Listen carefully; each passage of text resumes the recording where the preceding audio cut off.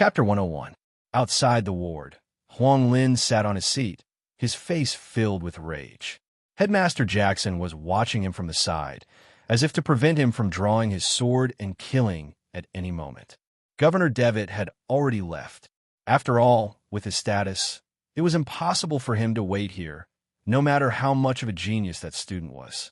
Charlie's expression was mournful, his heart in a mess as he stood by the wall. His mind kept replaying the details one after another. That's impossible. That doesn't make sense. I really didn't do anything. Could be food? That's not right. I've checked all the food he ate. Just then, the door to the ward was opened and a doctor walked out.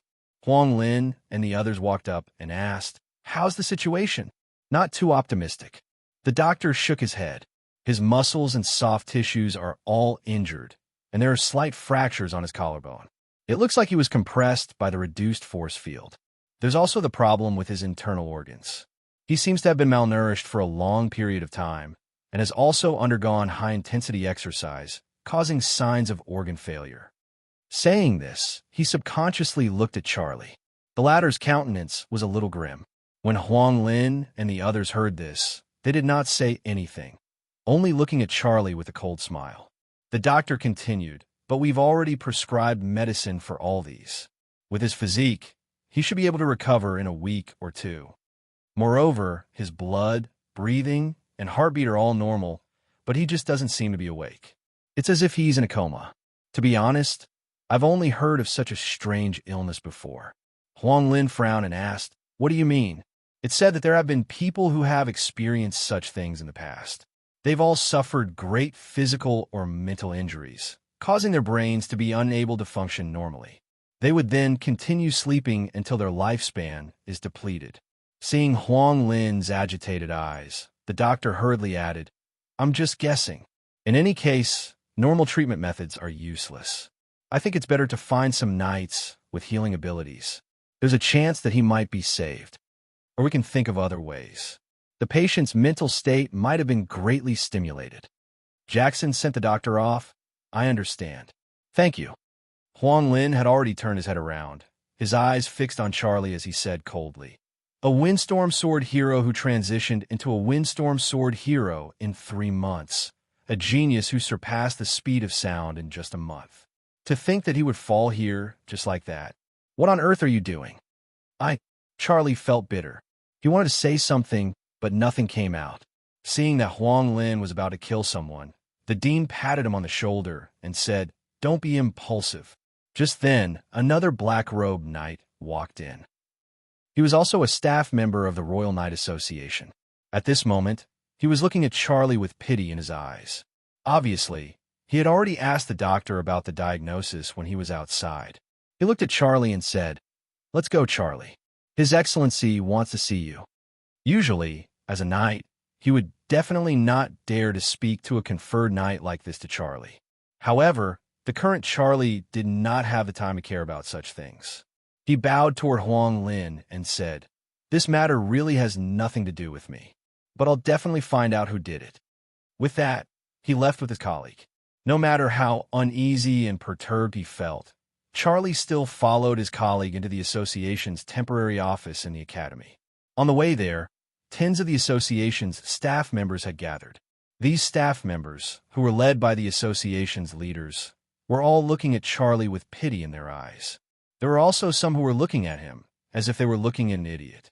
As for those people whom Charlie had brought with him, they had all been brought to different rooms to be interrogated. A 16-year-old windstorm sword hero, a genius who had surpassed the speed of sound, had been assassinated just like that. Even though the Royal Knight Association's chief was far away in the imperial capital, everyone present could already imagine how furious he was. Moreover, Fang Xingjian's background was definitely not limited to just 1 or 2 important people. Just from the governor's appearance earlier, it could be seen how highly regarded he was. When he reached the door of the office, Charlie's legs started to tremble uncontrollably. His colleague beside him smiled and said, "Don't be nervous, go in." Charlie took in a deep breath and continued to circulate the central method in his mind, forcefully suppressing the nervousness in his heart. He pushed open the door and walked in. Under the sunlight, he could see that old man dressed in black robes with golden inlays standing proudly, lifting his head and looking in the direction of the window. After entering, Charlie did not dare to say a word. He only stood there, lowering his head and looking at the ground, as if there were flowers on the ground.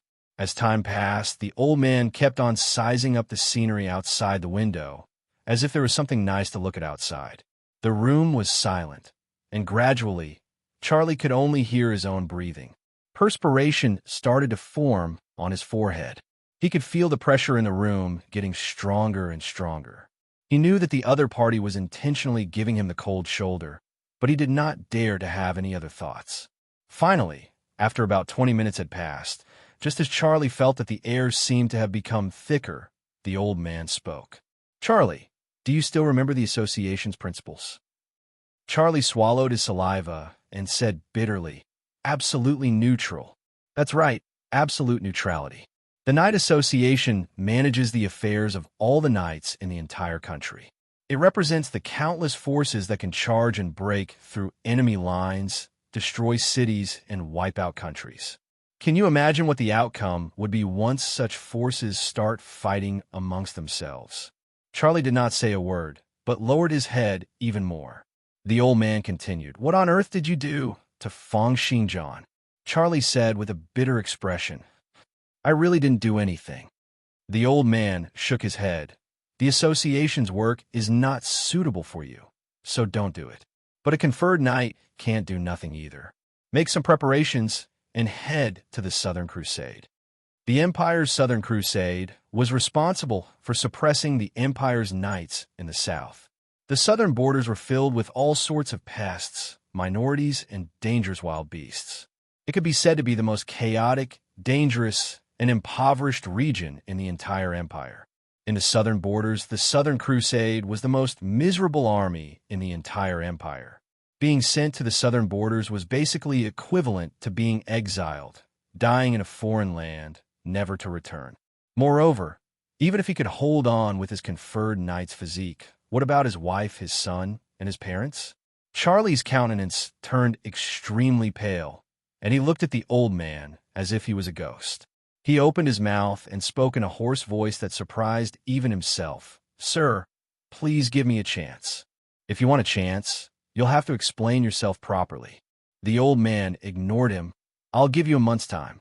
The association will investigate what you've done in the academy this time around, but you'd better watch your mouth. Don't let anything happen that will get you beheaded." Charlie's face seemed to have aged 10 years in an instant, and his spine bent, as if all the vitality in his body had been sucked out. In the southern borders, be it in terms of land, resources, or population, they were all extremely lacking. Moreover, it was far from the imperial capital and would probably be forgotten within a few years. There was not even a single qualified regional Royal Knight Academy there. Not only would this cut off his path of advancement, it would also cut off any chance for him to achieve a breakthrough in his martial arts. Without an academy, without resources, and with only a pitiful few people to interact with, it would be extremely difficult to achieve a breakthrough purely based on his own talent. As if he had expected Charlie's reaction, the old man shook his head, sighed, and said, "A 16-year-old windstorm sword hero, a 16-year-old swordsman at the speed of sound. What a good seedling. Do you know how much a genius like this can do for the Empire when he grows up?" The next moment, his tone turned cold. "Some people's hands have stretched too far. The first prince's hands have stretched too far," Governor Devitt said coldly. "In recent years, he's been increasingly tyrannical, capturing and subduing geniuses as he wishes. In order to complete the Hell's Map, he has caused the destruction of countless families, and the people are seething with resentment." Next to Devitt, a black-haired man with delicate features stood there. He was Devitt's advisor, the Westerner, Li Hong. Hearing Devitt's complaints, Li Hong nodded and said, "There's no other way. I heard that the first prince had accidentally attained the Tyrant Realm back then. Therefore, in recent years, he's been getting more and more direct in his actions. As the saying goes, those who submit to him will prosper, and those who oppose him will perish. He cannot tolerate the slightest bit of disobedience.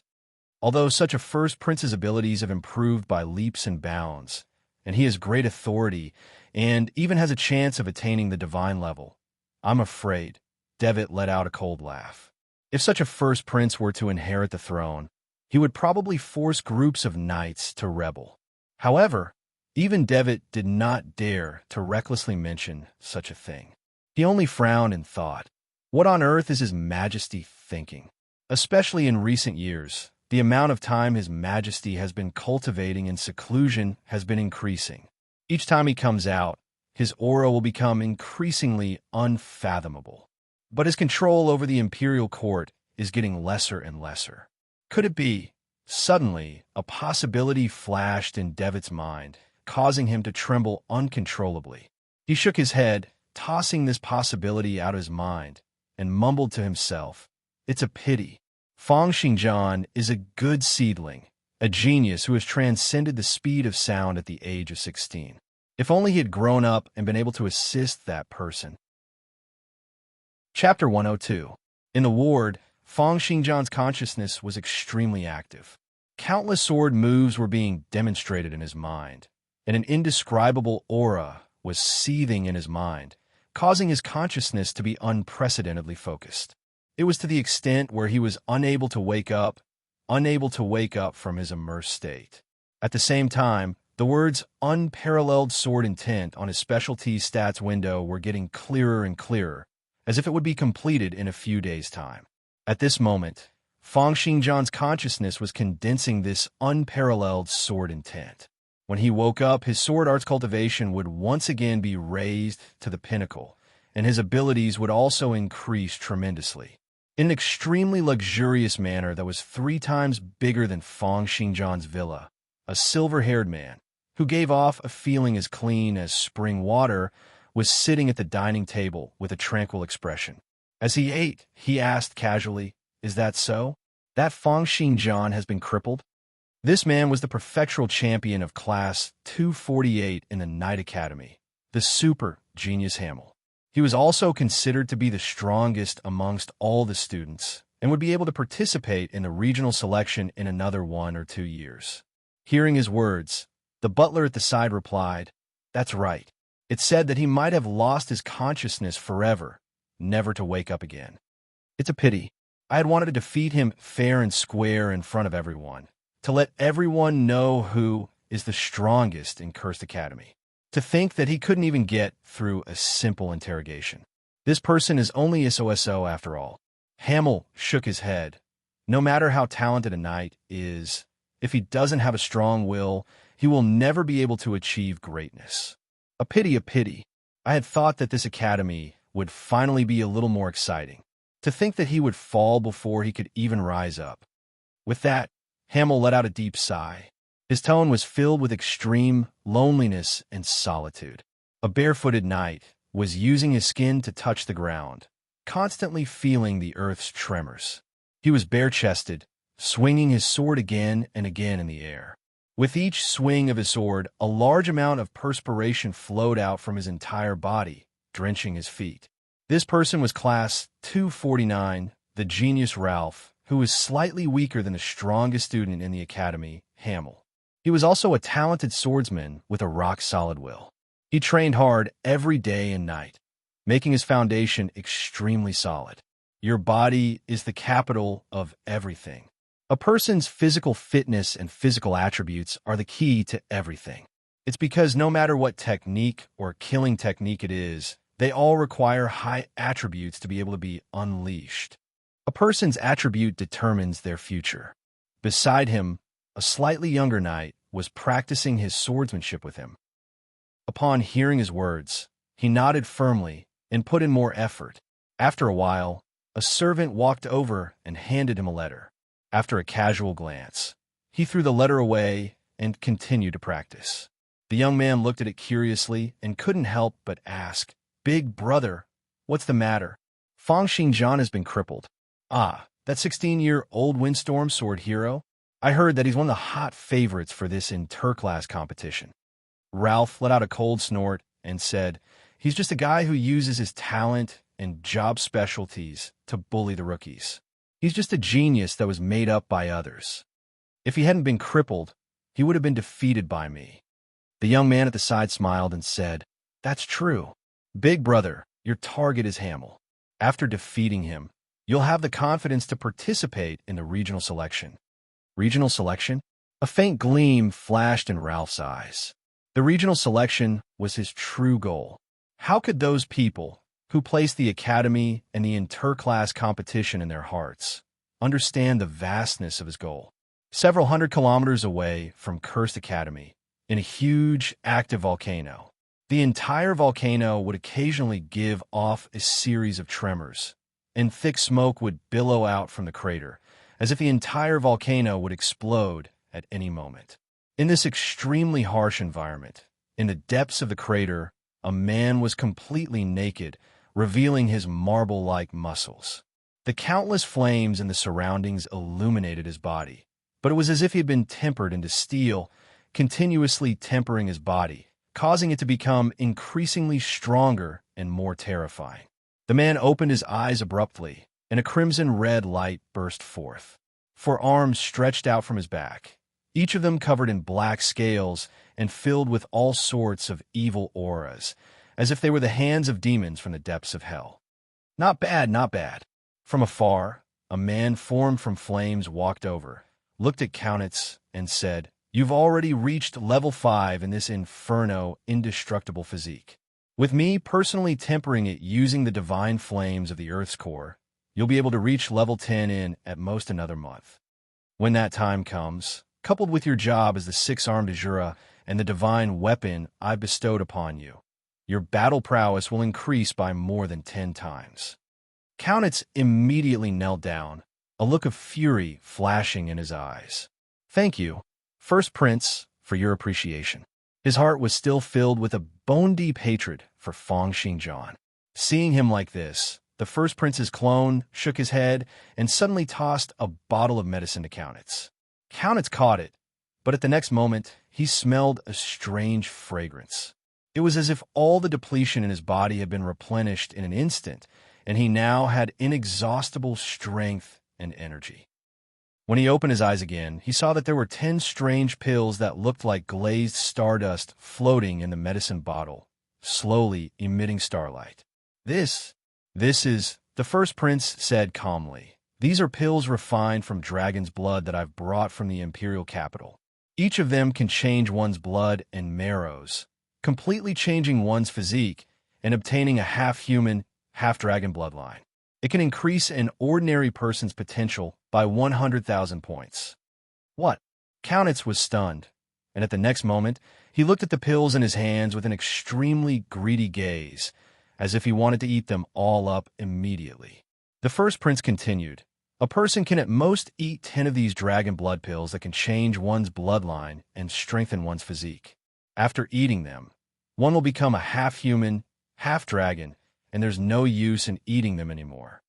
I brought them here for Feng Xingjian so that I can quickly nurture him so that he can fight on the front lines for me." Suddenly, his expression turned extremely strange as he looked at Kaunitz and said, "Are you jealous?" Kaunitz hurriedly knelt down. "I dare not." However, at the next moment, he let out a series of agonizing cries as he fell to the ground, twitching incessantly. He felt as if his attributes were starting to decrease. "Humph, you still haven't learned your lesson?" The First Prince said coldly, after signing the Devil's Note, "Your every move is within my grasp.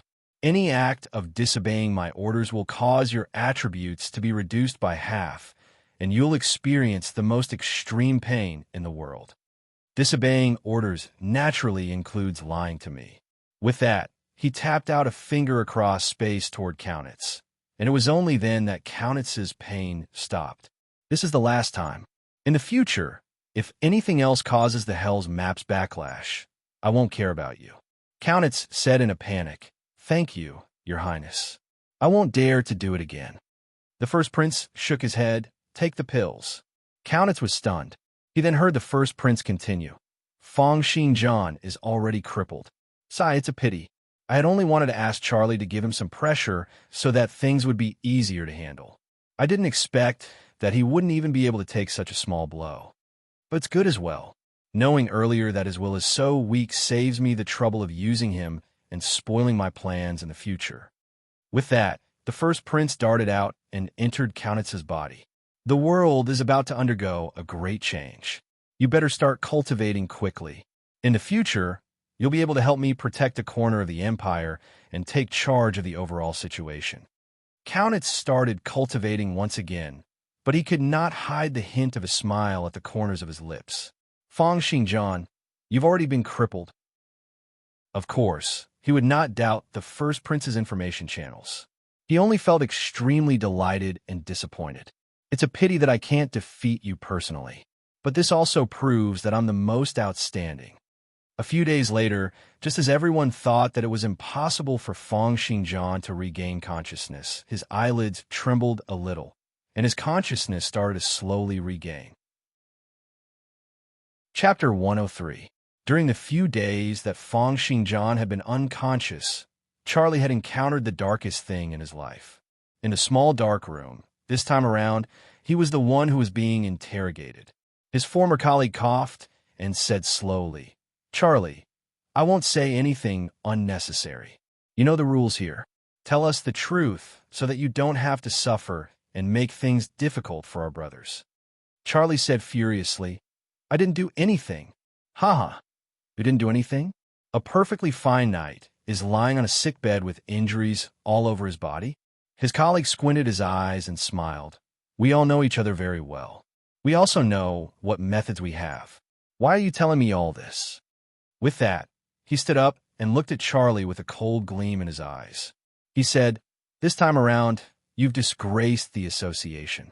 Do you really think that you can go to the southern borders in peace? Tell us the truth. What on earth did you do to Feng Xingjian? Why is he still unconscious?" He said calmly, "Poison? Remains divine weapon? Or is it some special speciality or ability? How on earth did you do it?" Charlie's face seemed to have aged 10 years as he sighed and said, "I've already said that I didn't do anything." The colleague opposite him only sneered, obviously not believing Charlie's words at all. He said calmly, "If you don't wish to say, then let's continue our chat tomorrow." With that, he walked out, leaving Charlie alone in the small dark room. Charlie pinched his hair as he pondered frantically. What on earth is going on? Just like that, days passed by. The news of Feng Xingjian being unconscious gradually spread throughout the academy. The one who suffered the most was Charlie. It was because during these few days, he had finally been subjected to an interrogation that was even harsher than that of Feng Xingjian. Although there was no torture or violence, the pressure from the upper echelons of the empire had already turned him into ashes. Coupled with the small amount of water and porridge he had to drink every day, his eyes were dark and his body was getting weaker and weaker. Even his cheeks had sunk in, and he was becoming thinner and weaker at an alarming rate. After 7 whole days, the entire academy knew that Feng Xingjian had been crippled. Charlie had also experienced the darkest 7 days of his life. One day, the interrogating colleague walked in again. He looked at Charlie with pity and said, "Feng Xingjian is awake. Today is your last chance. Confess. What did you do?" Hearing this, Charlie's expression changed, and a look of ecstasy appeared in his eyes. "What? Feng Xingjian is awake? Let me see him. Please let me see him. Let me confront him face to face. I really didn't do anything." The 2 colleagues looked at each other and said, "Let's ask Sir." In the ward, Feng Xingjian had already woken up. His physique was very good, and coupled with the fact that the academy had spared no expense in treating him, he had already recovered from his injuries. However, he did not open his eyes immediately. Instead, he looked at his stats window. During this period of time, he had been training in the villa, secretly learning nurturing sword techniques during the competition, and then cultivating nonstop in the darkroom for 24 hours. Other than the effects of his potential points in tempering his attributes, he had also gained additional attributes from some non-repetitive, nurturing sword techniques. Of course, his waves had also leveled up due to him cultivating it day and night. The level 4 Sonido sword Zephyr waves had increased his strength, endurance, reaction, and flexibility by 4 points each, while his agility had increased by a whole 8 points. His daily potential points had also increased due to the addition of a few sets of non-repetitive nurturing techniques. Although the increment did not seem to be much, as the difference between each point was getting bigger and bigger, Feng Xingjian's abilities had actually increased tremendously. However, as the number of nurturing techniques that could increase his attributes became fewer and fewer, and he could only rely on his potential points to increase his attributes, the increment of his attributes would become slower and slower. Name Feng Xingjian, age 16, occupation Wind Shadow, sword divinity level 10 strength, 54 plus 4 agility, 83 plus 4 reaction, 53 endurance, 46 flexibility, 46. The attributes above come into effect once the Sonido Sword Zephyr Waves is activated. Due to perfect muscles, plus 4 in strength and agility, 10% of the endurance attribute. Nurturing sword techniques, 45 sets training sword techniques, 5 sets supreme, Mistwind sword level 20 specialties. Genius swordsmanship, elementary survival instinct, internal healing, internal training, sword specialist, high agility motion vision, heightened reflexes, perfect muscles, elementary berserkness, unparalleled sword intent, 50 out of 100, potential 10,000 point increase, /day waves level 4 Sonido Sword Zephyr. Waves mental cultivation method level 2, ice age meditation, art Feng Xingjian looked at the unparalleled sword intent that had appeared on his stats window and started to plan. The progress chart indicated that this unparalleled sword intent could still be evolved. As for 50 out of 100, Feng Xingjian gave it some thought and realized that he had trained a total of 50 sets of sword techniques to the maximum level. Only the Supreme Mistwind Sword had not been trained for the past few days and had not reached the maximum level. Is it so harsh?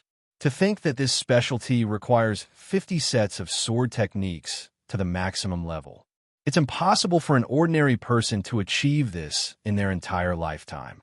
Filled with curiosity, Feng Xingjian started to look at the introduction of the unparalleled sword intent. Unparalleled sword intent. Born with a sword bone, formed after hundreds of training. Using intent to counter moves, unrivaled in the world. Able to master any sword technique in the world with just one look, and able to see through all the moves in the world. The success rate of seeing through moves is related to the difference in the opponent's speed and reaction attributes. The higher the opponent's speed and reaction attributes, the lower the success rate. This specialty of the unparalleled sword intent had increased Feng Xingjian's speed of picking up swords. Now, if he were to close his eyes and think for a moment, thousands upon thousands of sword moves would appear in his mind. Clearly, the 50 sets of sword techniques had allowed him to have his own understanding of sword arts, forming his own system. Most of the sword techniques in the world were broken down, broken apart, and crushed into pieces. If one were to return to the basic sword moves, then they would basically not be able to escape the scope of these 50 sets of sword techniques. That was why he could learn any sword technique quickly. The ability to see through moves was clearly an ability that allowed him to see through the flaws in the opponent's moves. However, Feng Xingjian would only be able to find out the exact effects after using it. What he was even more curious about was what effect this unparalleled sword intent would have if it were to be leveled up again. Just then, Huang Lin was the first to rush in. He came to Feng Xingjian's bedside and asked, "Xingjian?" Feng Xingjian opened his eyes, looked at Huang Lin and said, "Teacher, why are you back?" "It's all because of that damn Charlie." Huang Lin gritted his teeth and said, "Tell me, what on earth did he do to you? I wanted to pay it back tenfold." Feng Xingjian fell silent for a moment, clearly digesting the information in Huang Lin's words. However, Huang Lin thought that Feng Xingjian was reminiscing and did not interrupt him. Feng Xingjian gave it some thought and suddenly saw the unparalleled sword intent on his stats window. He immediately said, "Teacher, I've suddenly gained the specialty unparalleled sword intent." Saying this, he looked at the surrounding rooms, then at Huang Lin. A strange feeling welled up in him, as if the entire world had become a little different. However, he could not tell what exactly was different. Unparalleled sword intent? Huang Lin's face broke into an extremely surprised expression. To think that you've comprehended a state. A state was a very special specialty. Every knight might be able to comprehend it, but it was also possible that no knight would ever be able to learn it. It was because everyone's state was different, and the methods they used to comprehend and level up their state were also completely different. Therefore, this was a state that could not be passed down, nor could it be used as a reference. One could only rely on oneself to comprehend it. Even though Huang Lin was cursed sword arts grandmaster, he himself had not comprehended a state. It was because it depended too much on luck and fate. However, it was also because of the difficulty in comprehending a state and leveling it up that once one had it, it would be able to greatly increase the user's abilities. For example, Fang Xingjian's unparalleled sword intent, or the first prince's overlord realm. Now that he heard that Fang Xingjian had also comprehended a sword intent, Huang Lin was instantly overjoyed. He said, "Therefore, there's no need for you to tell me what your state is. You can just keep this secret to yourself. It's best if you don't tell anyone about it. This will be your trump card."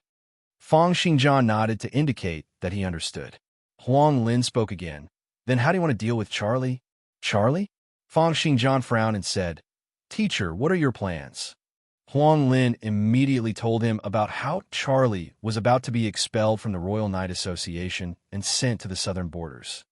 He's a conferred knight, after all, and he's of great use to the Empire. Therefore, it's not really possible to execute him.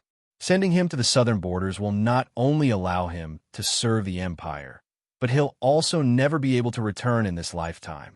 I understand. We'll deal with him as such. Not long after Huang Lin left, Anthony, Jack, and Lilia also rushed over to visit Fang Xingjian.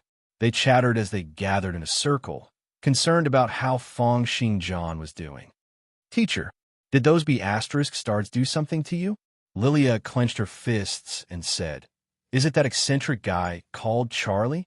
I'll get my dad to give him a good beating." Fang Xingjian shook his head and said, "It's fine. The association will handle it." Just then, Class 250 SXS instructor Dick brought Ferdinand, Barbara, Robert, and the others over to visit Fang Xingjian. Dick looked at Fang Xingjian, who was lying on the bed, with a complicated expression on his face. Ever since Fang Xingjian had entered the academy, he had always found him to be an eyesore. However, from the job transition, to the competition, to the association's interrogation, the development of things had far exceeded his expectations. Now, he could not help but feel admiration for Fang Xingjian. Ferdinand and the others had similar thoughts as well, surrounding Fang Xingjian's bedside and consoling him. Ferdinand looked at Fang Xingjian and said, "I'm sorry. Without you in the upcoming interclass competition, we lost completely." Robert consoled him, "It's fine. After all, they're the two strongest classes in the academy. Even if Xingjian was around, with us dragging him down, it would be impossible for him to win the competition against 10 senior knights." "That's right," Jack interrupted. "Those are all veteran students who have been through the job transition for 7 to 8 years. Even if Xingjian could win against 1 or 2 of them, how could he possibly fight against 10 of them?" Fang Xingjian only listened quietly, his body continuing to circulate his sword techniques and waves for 24 hours a day, while his mind continued to cultivate the supreme Mistwind sword. Therefore, he only listened quietly, not saying a word. Just as they were talking, the headmaster walked in. Chapter 104. Headmaster. Jack and the others immediately bowed and went to the side. They became very reserved.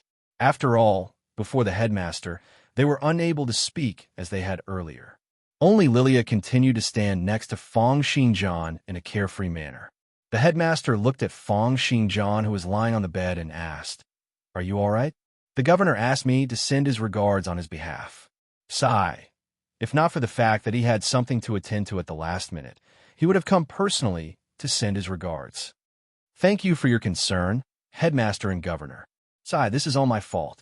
I had not expected that Charlie would be so deranged and almost harmed you. If something had happened to you, it would be all my fault." Headmaster Jackson said, "Don't worry, this matter is not over yet. that Charlie will be taught a good lesson.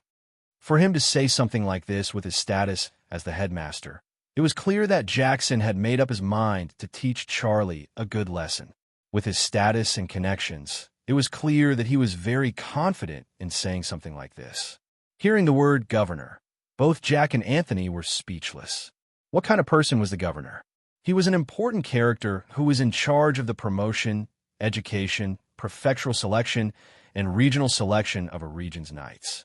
He could be said to be the top character in a region. To think that such a person would also send his regards to Fong Xingjian? The gazes of the two of them looked at Fong Xingjian with even greater admiration. The pupils of Dick, Ferdinand, and the others narrowed. They had not expected that even the governor would be alarmed by this matter, and that he had almost come to send his regards to Fong Xingjian. If this were to really happen, then not just in Cursed, even in the entire Great Western region, Fong Xingjian would be able to do whatever he wanted. At this moment, in the hearts of Ferdinand and the others, Fong Xingjian's name was once again heavily marked as someone not to be trifled with. Robert and Boris were a little less sensitive, but they knew how respected the governor's status was. A person who led thousands of knights in the Great Western region would be able to suppress them with just a few words. Lilia was also extremely astonished. She had not expected that even the governor would be concerned about Fong Xingjian. Although she was a simple person, she had been born an aristocrat since young, and her father was Cursed City Lord. She understood the concept of a governor better than anyone else. In this world, being in charge a knight was equivalent to being a high official in charge of a region. Furthermore, this matter regarding Fong Xingjian could be said to have reached the heavens. Everyone started to silently mourn for Charlie. Even though the Knight Association was in charge of supervising all the knights in the world, offending a governor would not end well for him. Just as the headmaster was consoling Fong Xingjian, someone knocked on the door. Charlie walked in with an uneasy expression. Behind him were two conferred knights who were in charge of interrogating him, guarding him. Everyone looked at him in surprise. The dean frowned and said, "Get out." "Dean Jackson, listen to me." Charlie pleaded. "I know that this matter is my fault. I just hope that you guys can give me a chance to make it up to you." The headmaster narrowed his eyes and threw a glance at Fong Xingjian. Fong Xingjian nodded and waved his hand at Charlie. Charlie quickly walked up and said in a soft voice, "Brother Xingjian, I know that I've acted rashly this time around. Don't worry, I'm not here to ask for your forgiveness. I just want to make it up to you." He had thought it through on the way here. It was clearly impossible to ask Fong Xingjian to say that he had not done anything wrong. Therefore, he had only wanted to express his goodwill and ease the tension between them. Fong Xingjian smiled coldly, looked at Charlie, and said, "Brother, do you think you're fit to be my brother?" As he spoke, his right leg kept on flashing. Two loud bangs rang out from Charlie's knees, and he was forced to his knees. The distance was too close, or it could be said that Charlie had not expected Fong Xingjian to attack him directly. Or it could also be that the continuous 7 days of interrogation had caused his mental and physical state to hit rock bottom. Moreover, with Fong Xingjian's speed, Charlie had not been able to react and had been kicked twice by Fong Xingjian. The fact that he had been able to become a conferred knight showed that he had extraordinary talent. Since young, when had he ever suffered such humiliation? His face immediately flushed red, and his eyes turned bloodshot as he glared at Fong Xingjian. He stood up abruptly, clenched his teeth, and said, "You." The headmaster took a step forward and walked up to him and Fong Xingjian. He looked at them coldly, and the killing intent in his eyes was self-evident. Fong Xingjian asked, "You what?" You. Green veins popped up on Charlie's forehead, and the muscles on his hands kept on twitching. He clenched his fists tightly, and his chest heaved up and down. A few seconds later, he squeezed out a few words from the gaps between his teeth. "Well done. Well done. Xingjian, since you're not in a good mood today, I'll come back in a few days. But your coma really has nothing to do with me." With that, he turned his head, as if he could see the mockery in everyone's eyes. In the depths of Charlie's eyes, there was a crazed killing intent. With a dash, he turned into a series of afterimages and left. It was clear that he did not wish to stay here for even a minute or a second longer. Everyone in the surroundings looked at this scene in a daze. To think that Feng Xingjian, a level 10 knight who had just completed his first transition, had kicked a conferred knight until he was kneeling on the ground, and that conferred knight had only dared to leave dejectedly?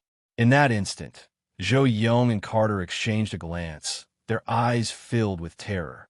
They had yet to apologize to Feng Xingjian. Barbara then recalled how the governor had greeted Feng Xingjian earlier, and her countenance changed, a hint of regret appearing in her eyes. Lilia was the only one who laughed out loud, as if nothing had happened. Well done. It's so satisfying. Teacher, you were so cool just now. The headmaster shook his head helplessly and smiled bitterly. Those 2 kicks of yours made it hard for me to strike again. And you even hit a conferred knight directly. You get to really... At this moment, Feng Xingjian only felt a coolness in his mind, as well as an unprecedented sense of tranquility. As he calmed down, his thoughts reached a level of clarity that he had never experienced before. He looked at his stats window. After this period of training in the Ice Age meditation art, in addition to those 2 kicks from earlier, he had achieved a huge breakthrough in his proficiency. He was just a little bit away from reaching level 3. At that time, his thinking ability, calculation ability, and memory would all be improved once again. The headmaster mumbled softly. If this guy had retaliated earlier, then he'd be a mediocre person. But since he could endure this, then all the more we can't let him off. What he was even more suspicious about was how Charlie, a conferred knight with both his strength, agility, and physical strength all being above 100 points, could have been brought to his knees by Feng Xingjian with just 2 kicks. And if Charlie had taken advantage of the situation to do so earlier, it showed how great his tolerance was. Such a person would naturally be even more dangerous. Charlie had clearly not expected that not only had his performance not reduced his punishment, but had also incited the headmaster's killing intent. The journey to the southern borders would be fraught with danger. Everyone chatted for a while more before the headmaster waved his hand and said, all right. Everyone disperse. Don't disturb Xingjian's rest. Everyone left one by one, but before Lilia left, she was called over by Feng Xingjian, who asked, then who's in first place in the inter-class competition?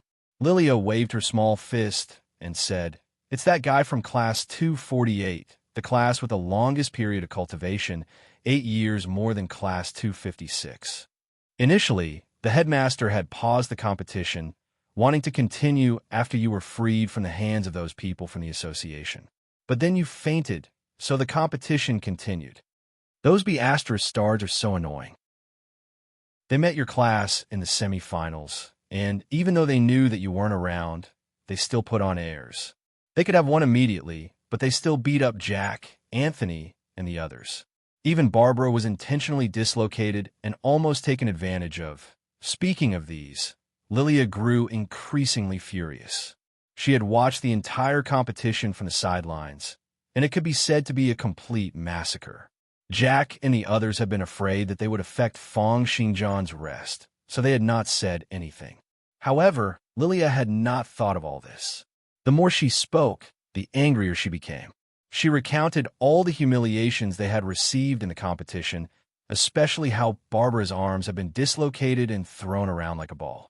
Barbara was the only female knight in class 256, and the other party's provocation was naturally very strong. Feng Xingjian understood that the other party must have thought that he had been taken away by the association and had fallen into a coma. That was why they had acted so brazenly. They had crushed their opponents in the competition and displayed their abilities. He let out a cold laugh, looked at the Ice Age meditation art that was just a step away from leveling up, and asked, do you know where they are? I don't know. Lilia gave it some thought and said, but I heard that they're having a gathering tonight to celebrate winning the championship again. With that, she looked at Feng Xingjian with stars in her eyes, a hint of excitement flashing past her face. Teacher, are you going to beat them up? Bring me along. I'll keep a lookout for you. However, at the next moment, a look of hesitation appeared on her face.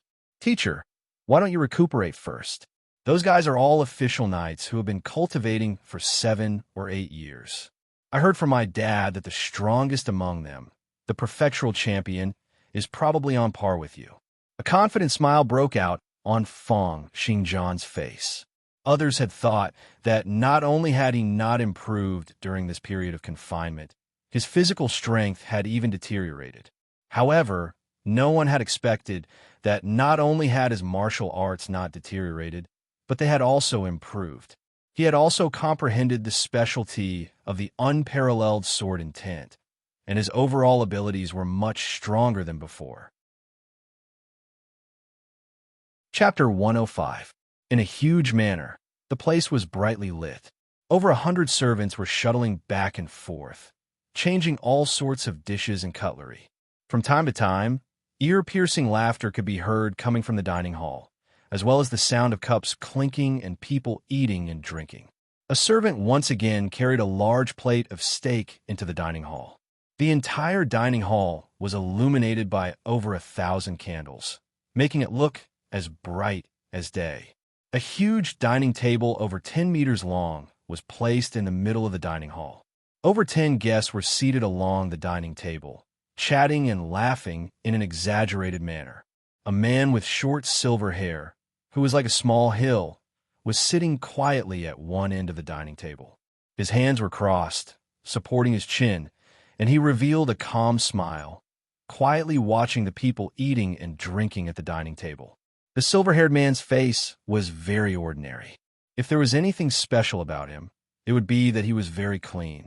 No, it should be said that his entire person was very clean as a piece of white paper. Whether it was his face, his neck, his hands, or any other part of his body, they were all as clean as spring water in the mountains. Just then, another series of laughter rang out. A strong man raised his wine cup and stood up, raising it towards the silver-haired man and saying, "Let us toast to our team leader, the great Hamel, to celebrate our victory in this year's inter-class competition. To the great Hamel, to the great Hamel." Over 10 men and women at the dining table all stood up, raising their wine cups towards the silver-haired Hamel. The latter smiled, raising his cup and saying, "To our tomorrow, to our tomorrow. Cheers."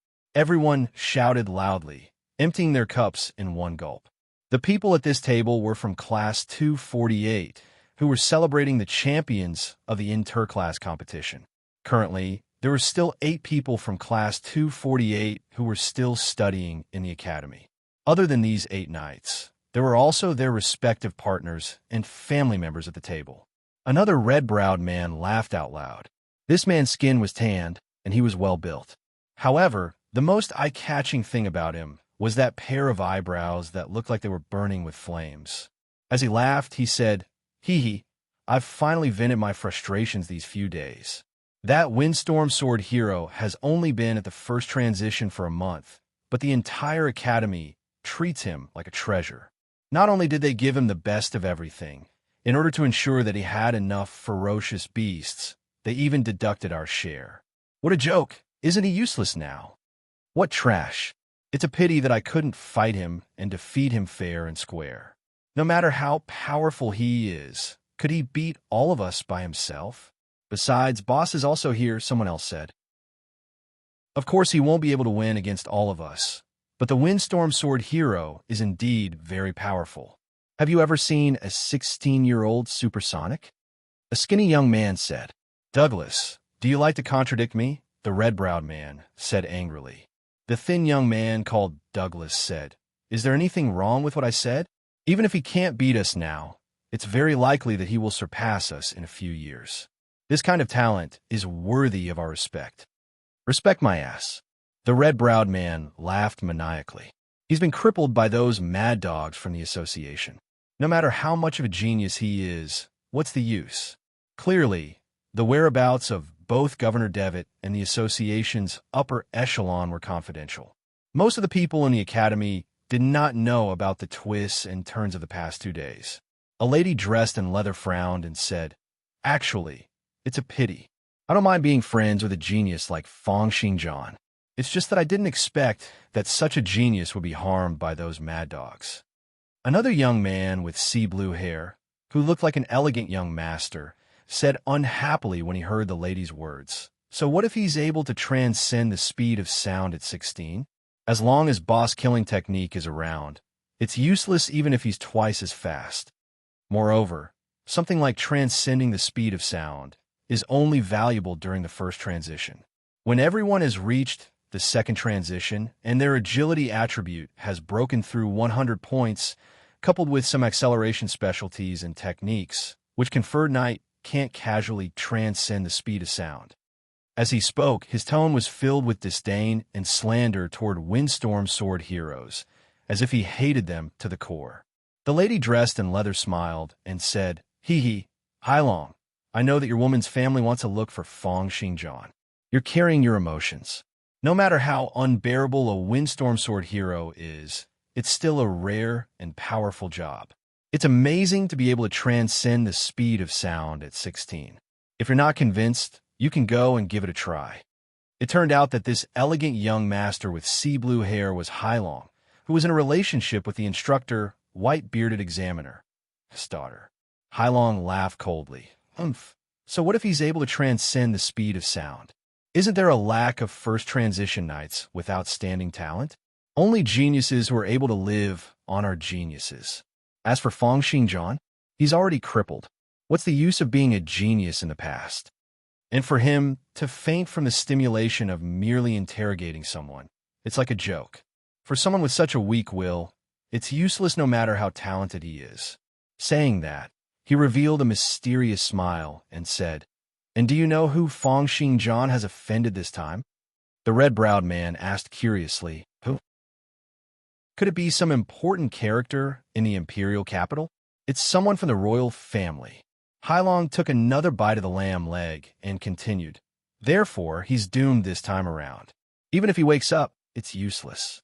If the association can mess with him once, they won't be able to mess with him a second time or a third time. A dead genius is just a dead person. He's no longer a genius."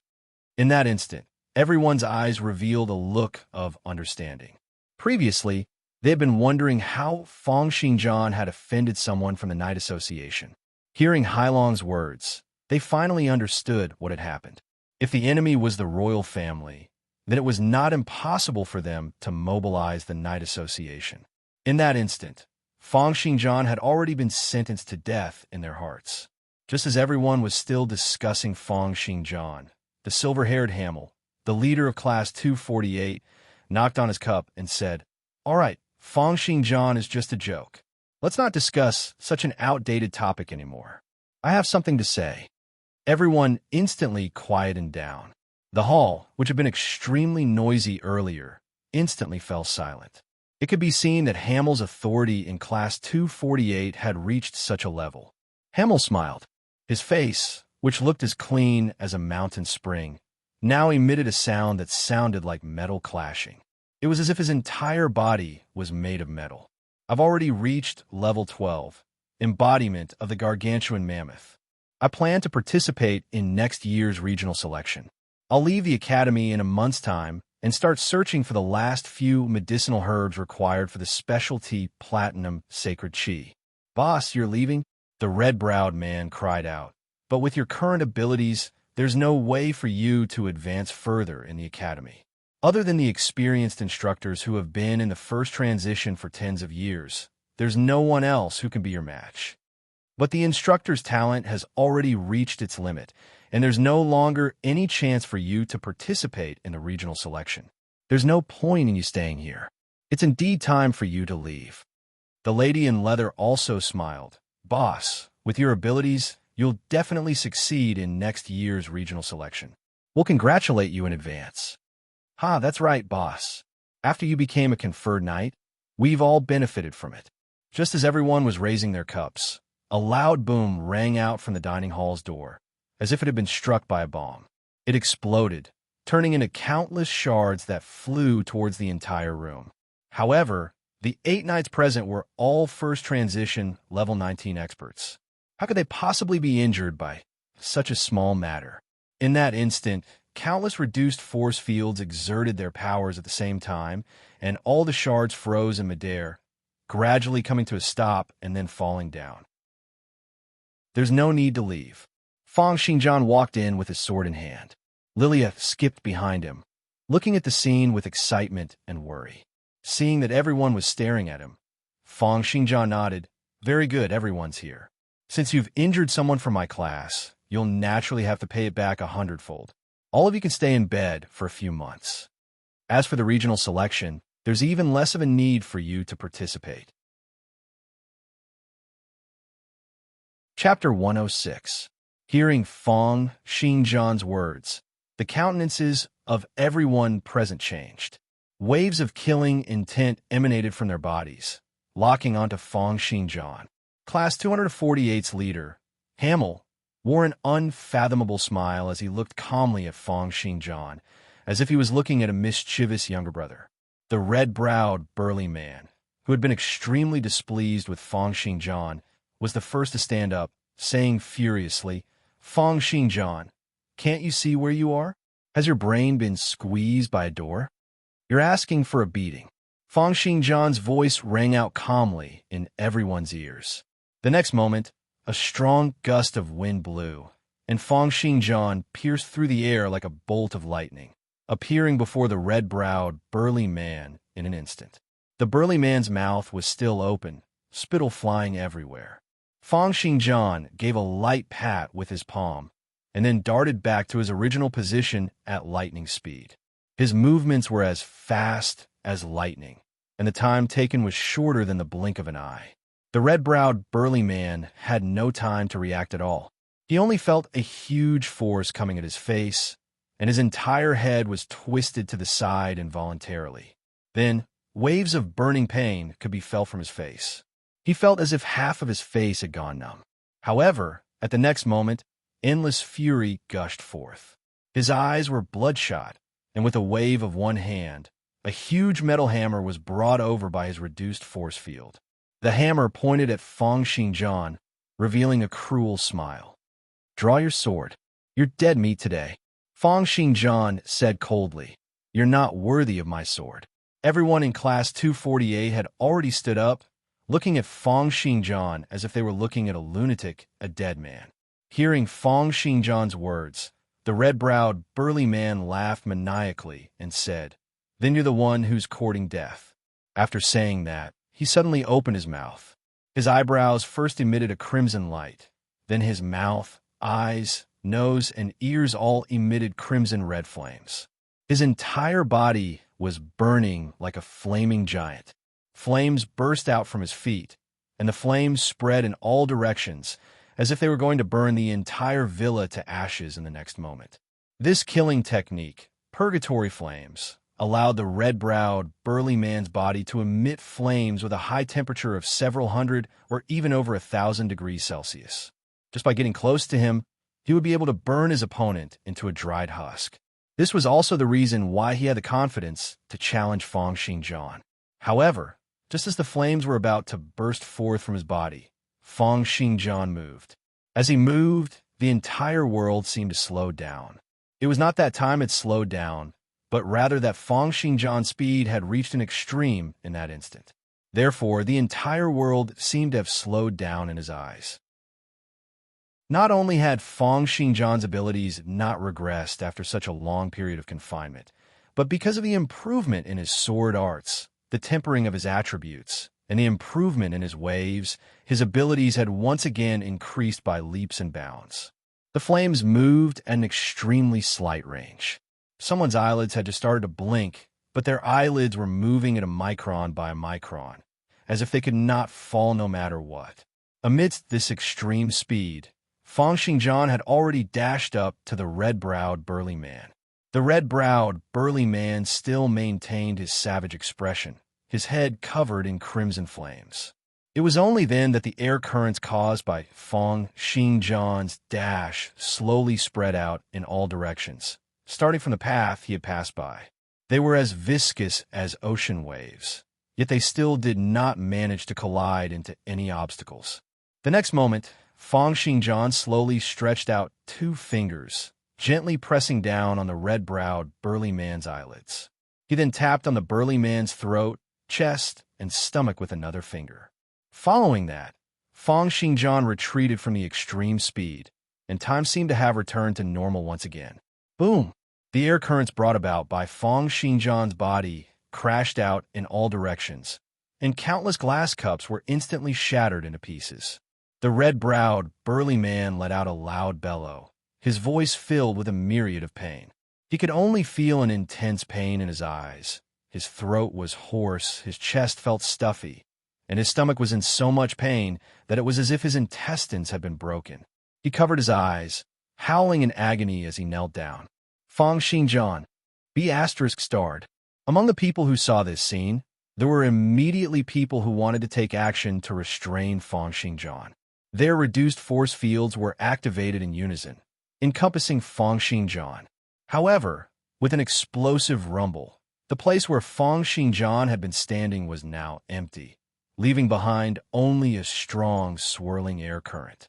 Under the pressure of several reduced force fields, loud rumbling sounds rang out. Bang, bang, bang. During the period of time when Fang Xingjian had disappeared, another 3 soft sounds rang out. 3 knights were flicked on their foreheads one after another, fainting from a concussion. Everyone looked at Fang Xingjian in disbelief, as if they were looking at a demon or ghost. Hailong, who had been slandering Fang Xingjian earlier, felt the muscles all over his body trembling violently, and large beads of perspiration kept appearing on his forehead. Even Hamel, who had been the calmest, finally stood up, staring at Fang Xingjian like an eagle. The entire villa was silent. Only Lilia, who had been following behind Fang Xingjian, laughed out loud and shouted provocatively, "Do you guys understand now? My master is the most amazing. Weren't you guys very amazing during the competition? Be even more amazing." Fang Xingjian stood there without a care in the world. He gently flicked his fingers. His fingers, which were clearly as white as jade and had the skin of a baby, emitted the sound of metal clashing, as if metals were colliding. This was because his attributes had reached a level that far surpassed that of ordinary humans. His flesh, bones, and tendons were all extremely condensed and sturdy, like steel bars. Following that, Fang Xingjian threw a glance at Hamel and said, "In Class 248, you're the only one who uses a sword, right?" Looking at Fang Xingjian's earlier attack, silver-haired Hamel's brows furrowed. This Fang Xingjian is really a monster. How much time has passed? To think that he has become so much stronger than he was during the competition? If Hamel were to know that just in terms of tempering attributes, Fang Xingjian's speed was 10 times that of others, and that his 10 days of training was equivalent to that of an ordinary person's training for 3 months, who knew what he would think? Moreover, his sword arts training and wave training had all improved at a faster rate. In summary, their 10 days of training was equivalent to that of an ordinary person's training for several years. If Hamel were to know of this, he would probably be so astonished that his eyeballs would pop out.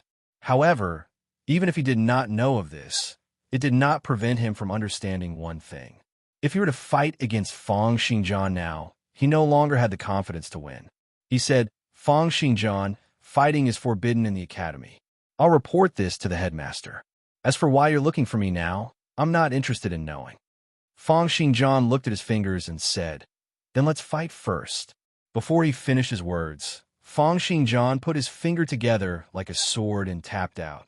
Countless strong gales swept out from his fingertips, and when the tip of his finger reached its end, the countless strong gales turned into a myriad of sword cheese, gushing out toward Hamel. Before Hamel could react, he was already encompassed by the myriad of sword cheese. However, it had been 8 years since Hamel had transitioned into a knight, and his 5 attributes had all been trained to 85 points and above. If Fang Xingjian did not activate his specialties and killing techniques, his speed would only be slightly higher than Hamel's. If Fang Xingjian were to attack someone else, Hamel would not be able to stop him in time. However, if Fang Xingjian were to attack him, he would be able to react in time. Silver light exploded in the sky, and an extremely huge figure swelled up, shattering the sword cheese and stirring up the air currents. "Fang Xingjian, you asked for this. have a taste of the prowess of my level 12 embodiment of the gargantuan mammoth, and then live in fear and respect for this power forever. Chapter 107. The killing technique that Hamel cultivated, embodiment of the colossal mammoth, was a killing technique that mimicked a level 27 ferocious beast, the mammoth colossal mammoth. After activating the embodiment of the colossal mammoth, the muscles and bones throughout his body trembled rapidly, and under the reinforcement from the ether particles, they continued to multiply and swell. In an instant, he turned into a small giant with a height of over 5 meters, covered in silver skin. With a loud boom, a large hole was smashed open in the ceiling of the dining room by his abruptly growing body. With a casual sweep of Hamel's hand, he lifted the entire ceiling. Amidst countless exclamations, the villa's second level was revealed. However, at this moment, no one was concerned about the villa. All the knights from Class 248 retreated rapidly, looking at the transformed Hamel in fear. Feng Xingjian also revealed a surprised expression as he gently drew out the longsword at his waist. Hamel laughed. "It's useless, Feng Xingjian. The level 12 embodiment of the colossal mammoth not only bestows me with a defense that is as strong as a steel wall, but it also increases my strength, agility, and physical strength by a few times." Amidst his maniacal laughter, he punched out slightly. Booming sounds of explosions rang out continuously in the air, and waves of ripples that could be seen by the naked eye extended out in all directions from his palm, smashing into the walls and creating many small pits. "Ah, supersonic speed. Is it of any use?" Boom! Hamel's body drew out a long stream of white air, and he came crashing over like a city wall. An overwhelming reduced force field came gushing over, as if a mountain was pressing down on top of Feng Xingjian's head. In that instant, his explosive speed had already reached the level of subsonic speed. Feng Xingjian only had time to draw out the long sword at his waist, and with a soft bang, he was sent flying. Hamel let out a wild bellow and followed after them. Bang, bang, bang, bang. Amidst the chaotic sounds, the entire villa suddenly collapsed. Everyone quickly rushed out and saw that on the lawn outside the villa, 2 figures, one big and one small, were intersecting, flashing, and colliding with each other like lightning. Another muffled bang rang out, and the 2 figures paused for a moment. Streams of air currents shot out from the spot where they had clashed. Hamel stood there like a mountain, unmoving, while Feng Xingjian was sent flying for over 10 meters before he gradually came to a stop. He looked at his right hand. His entire arm was bent unnaturally. His shoulder was dislocated. Without changing his expression, he used his other hand to move his shoulder and restore the dislocation. On the other side, Hamel's lips curled up into a savage smile. It was unknown when, but a huge sword that looked like a metal club had appeared in his hand. The sword did not even have a blade, and it seemed as if it was solely relying on its weight to smash its opponent. Hamel said, "Feng Xingjian, if you had come looking for me a few years later, I might have been a little more serious. But you're too arrogant to think that you want to challenge me, the strongest in the academy, in just 1 month's time. You're really overestimating yourself. Do you really think that you're invincible at supersonic speed during the first transition? People are only astonished by your age and the amount of time you've spent cultivating, but not by your abilities." Feng Xingjian shook the long sword in his hand. It had been completely shattered, and he threw it away. He waved his hand in Lilia's direction, and the latter tossed him an ordinary metal sword. Throughout the entire process, Hamel did not stop him. He only looked coldly at Feng Xingjian, as if he was looking at a lamb waiting to be slaughtered. Feng Xingjian swung his longsword, looked at Hamel, and said, "You're not bad." He smiled. "There are so many people here, but you're the only one who is worthy of receiving a few of my sword attacks." Arrogant. Hamel let out a cold laugh, and with a long whizzing sound, he dashed towards Feng Xingjian like a train. However, this time around, Feng Xingjian, who was still surrounded by countless strong gales and sword cheese, managed to dodge each of his attacks by a hair's breadth. Each time Hamel slashed out, it was as if the mountains and rivers were overturned, and the air gushed forth as if the heavens were collapsing and the earth was sinking. However, no matter how strong the gales were and how the sword cheese moved about, they were still unable to get within 3 inches of Feng Xingjian. This guy, what's wrong with him? In Feng Xingjian's eyes, the unparalleled sword intent was fully activated. Right now, in his eyes, Hamel was filled with flaws. Each time he circulated his sword technique, each second of his vital energy and blood surged. They were all filled with loopholes and flaws in Feng Xingjian's eyes. With a series of quick attacks, both of their movements were extremely fast. In the blink of an eye, several hundred moves had been exchanged, and Hamel felt increasingly astonished. It was because he had yet to even touch Feng Xingjian. Be it his sword moves, his footwork, or even his intentions, they seemed to have all been seen through by Feng Xingjian. Feng Xingjian, on the other hand, became increasingly faster under the continuous acceleration of the supreme Mistwind sword. In the next instant, Boundaries Negation was activated. Too weak. Feng Xingjian's words rang out in his ears, and Hamel cried out in his heart, "What?" At the same time, it was as if a myriad of thunderbolts were ringing out in midair. It was a scene of countless sword lights intersecting with each other. Countless streams of sword cheese exploded with the two of them at the center. Amidst a myriad of thunderous booms, several layers of the ground were slashed open by the sword cheese. Eventually, they dissipated, revealing Feng Xingjian and Hamel. Soft sounds rang out one after another, and countless bloodlines shot out from Hamel's body one after another. He felt an intense pain in his knees, and he was already half kneeling on the ground. His massive body, which was over 5 meters tall, half knelt on the ground, creating a series of muffled rumbling sounds. How was this possible? He saw through the flaws in my physique of the gargantuan mammoth in an instant, and then broke through them one by one. And how is it that his speed is so much faster than mine? The physique of the gargantuan mammoth stimulated vital energy and blood within a short period of time, changing the human body structure, strengthening the stratum corneum of the human body, and covering a large portion of the skin on the body. However, there was clearly a difference in the strength of this enhancement. Many of Hamel's joints and hidden areas of his muscles were critical points where vital energy and blood flowed. They were also important joints that his muscles and stratum corneum were unable to cover. These areas were the weaknesses of his impenetrable body. However, they had been easily broken through by Feng Xingjian. It should be known that he did not tell anyone about these weaknesses. How could he not be astonished, and dismayed by something like this? Feng Xingjian shook the long sword in his hand, and the blade shattered inch by inch, turning into a myriad of fragments that scattered into the air. Feng Xingjian shook his head at Hamel. Although you use the sword, your sword arts cultivation is not worth mentioning at all. In the process of exchanging blows with Hamel earlier, he had not learned any sword techniques at all. It was because he realized that Hamel was fighting purely with the attributes of the physique of the gargantuan mammoth, and the sword techniques he used were all basic sword techniques that could be found in the academy.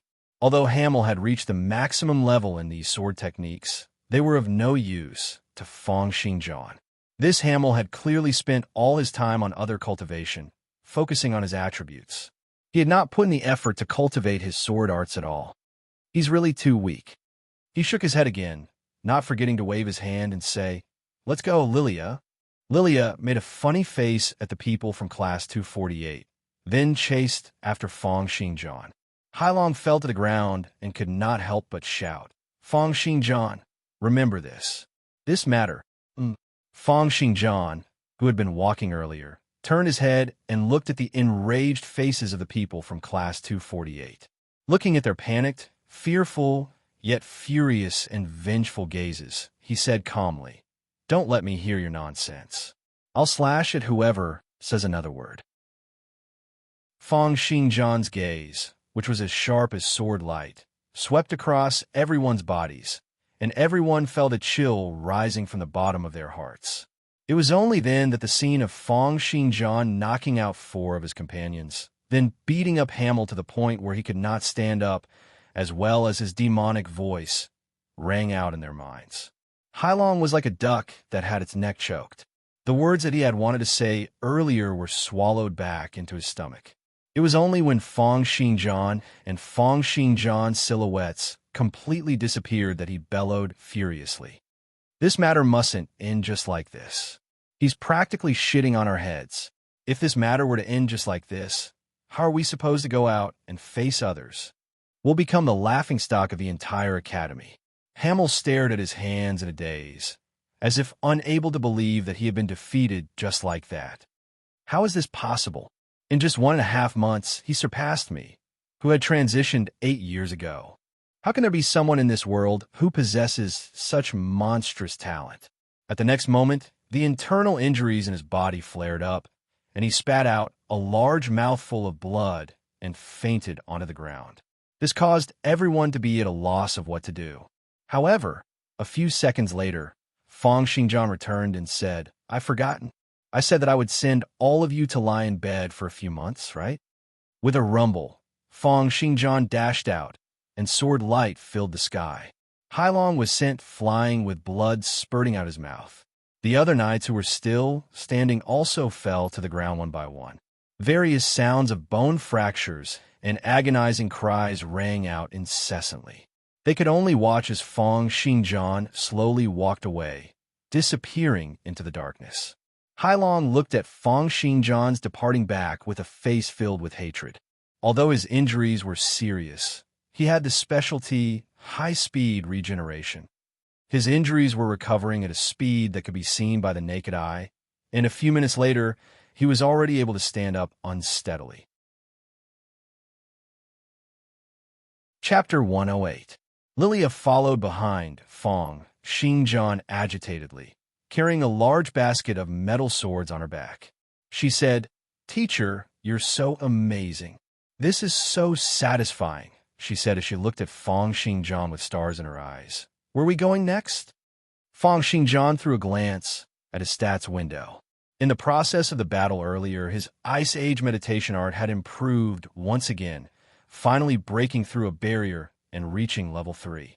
Right now, he only felt that his entire brain was cool, and all his thoughts and consciousness were extremely clean and clear. It was as if even the speed at which he considered problems had increased by a lot, and the memories of the many things that had happened in the past were now many times clearer.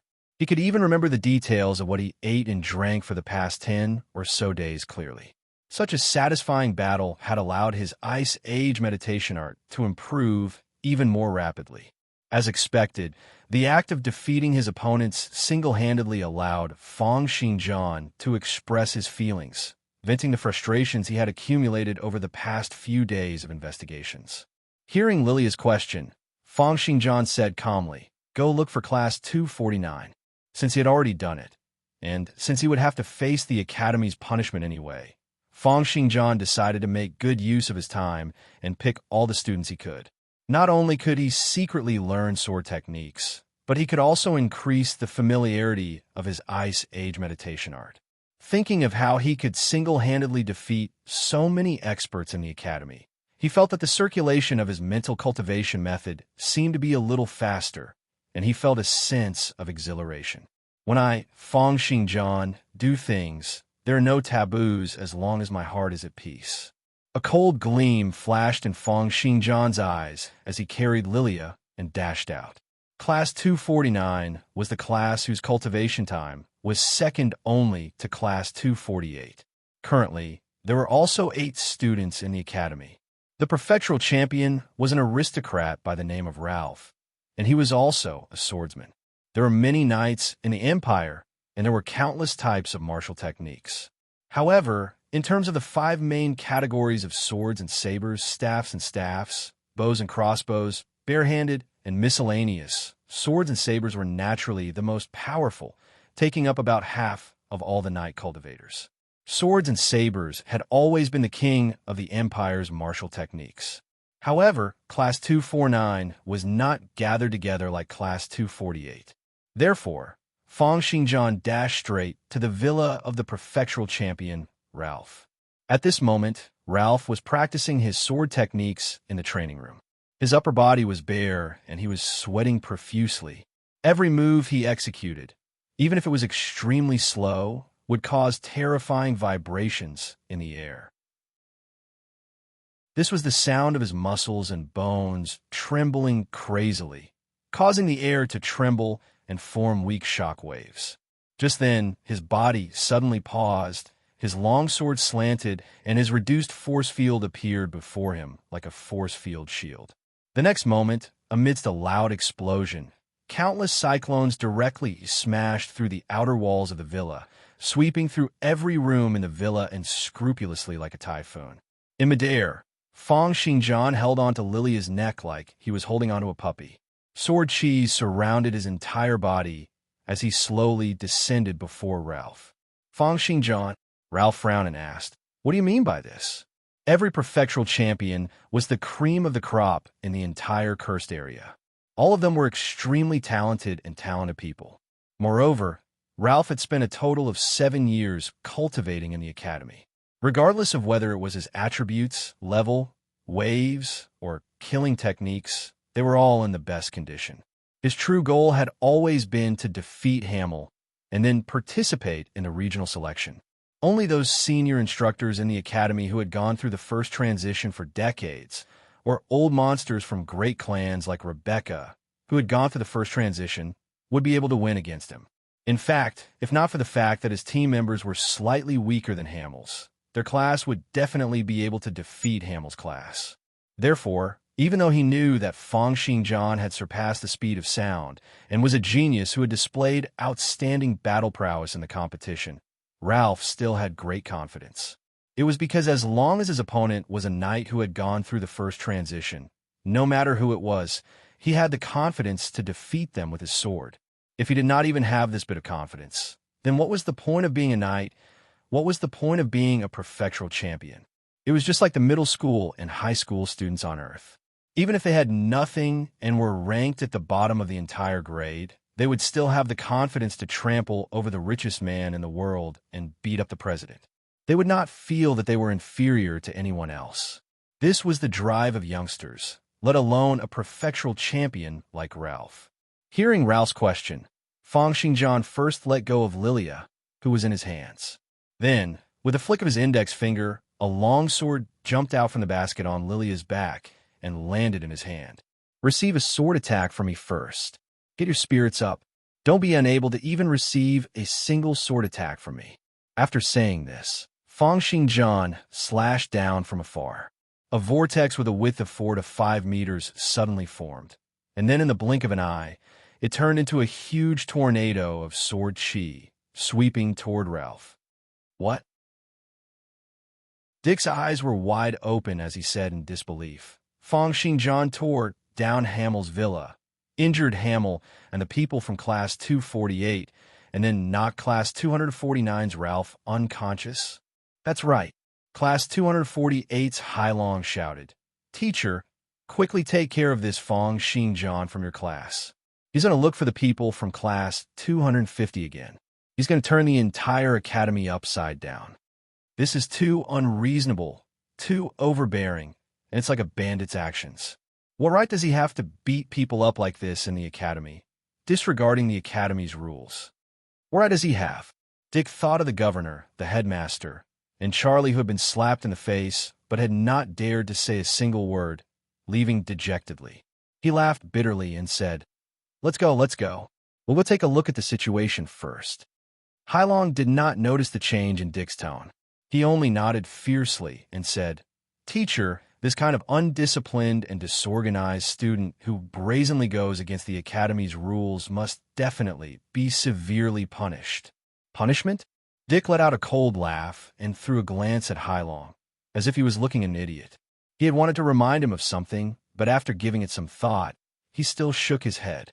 The two of them quickly headed for Class 250's prefectural champion's villa. Along the way, they saw many workers, servants, and students walking out. Some of their faces were filled with panic, while others were filled with curiosity and astonishment. Have you heard? Fang Xingjian single-handedly challenged Hamel and Ralph. Damn, this Fang Xingjian is too arrogant. Not only is he arrogant, he's also too strong. To be able to win against Hamel and Ralph, doesn't that mean that his 1.5 months of cultivation is equivalent to our several years of cultivation? Wasn't he captured by the Association for Investigation? Why is he out again? The more Hailong heard, the more infuriated he became, while the more Dick heard, the calmer he became. From his previous hostility towards Fang Xingjian to his current indifference, he now understood very well how valuable Fang Xingjian was. It could be said that Fang Xingjian was now the headmaster's and Huang Lin's treasure, and even important people like the governor regarded him with great importance. The greater the trouble he caused, the more people he defeated, and the stronger he was, the more he would display his talent and potential.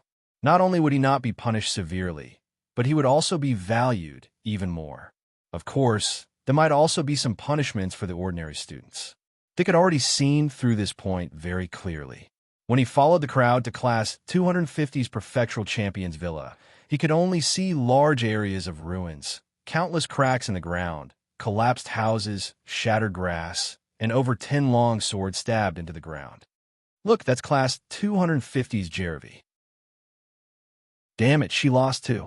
Dick followed the crowd's gaze and saw a brown-haired beauty dressed in crimson armor kneeling on the ground. There was a large pool of blood under her feet, and streams of fresh blood were flowing down her face, neck, and stomach. However, they were all superficial wounds and were not fatal. With the attributes of a knight, she would be able to recover within a few days. But at least for now, she no longer had the strength to continue fighting. Just then, another world-shaking explosion rang out from the academy in the distance. Then streams of piercing light shot up into the sky. Almost all the knights could sense that the ether particles in the distance had suddenly become extremely agitated. It's Class 251's Prefectural Champion, Rhoda's villa. Have they started fighting again? Quick, let's go take a look. Dick looked at the streams of light shooting up into the sky and smiled bitterly, shaking his head. Hailong said anxiously, "Teacher, let's go over quickly. Otherwise, there will be even more people getting injured." Fang Xingjian, that damn thing, doesn't he know the rules at all? Can't he be reasonable? Chapter 109. A few minutes before Fang Xingjian took action, the Prefectural Champion of Class 251, a class 5 years earlier than Fang Xingjian and the others, Rhoda, sat quietly in the hall of her villa. The one sitting at the head of the table was naturally the Prefectural Champion of Class 251, Rhoda, who had transitioned into the Spear of Death. She was also one of the top 3 in the Knight Academy, second only to Hamel of Class 248 and Ralph of Class 249. She was a beautiful lady with long black hair that cascaded down like a waterfall and eyes as blue as the sea. Her skin was snow white, and her legs were slender and long. Her every movement exuded a mysterious charm.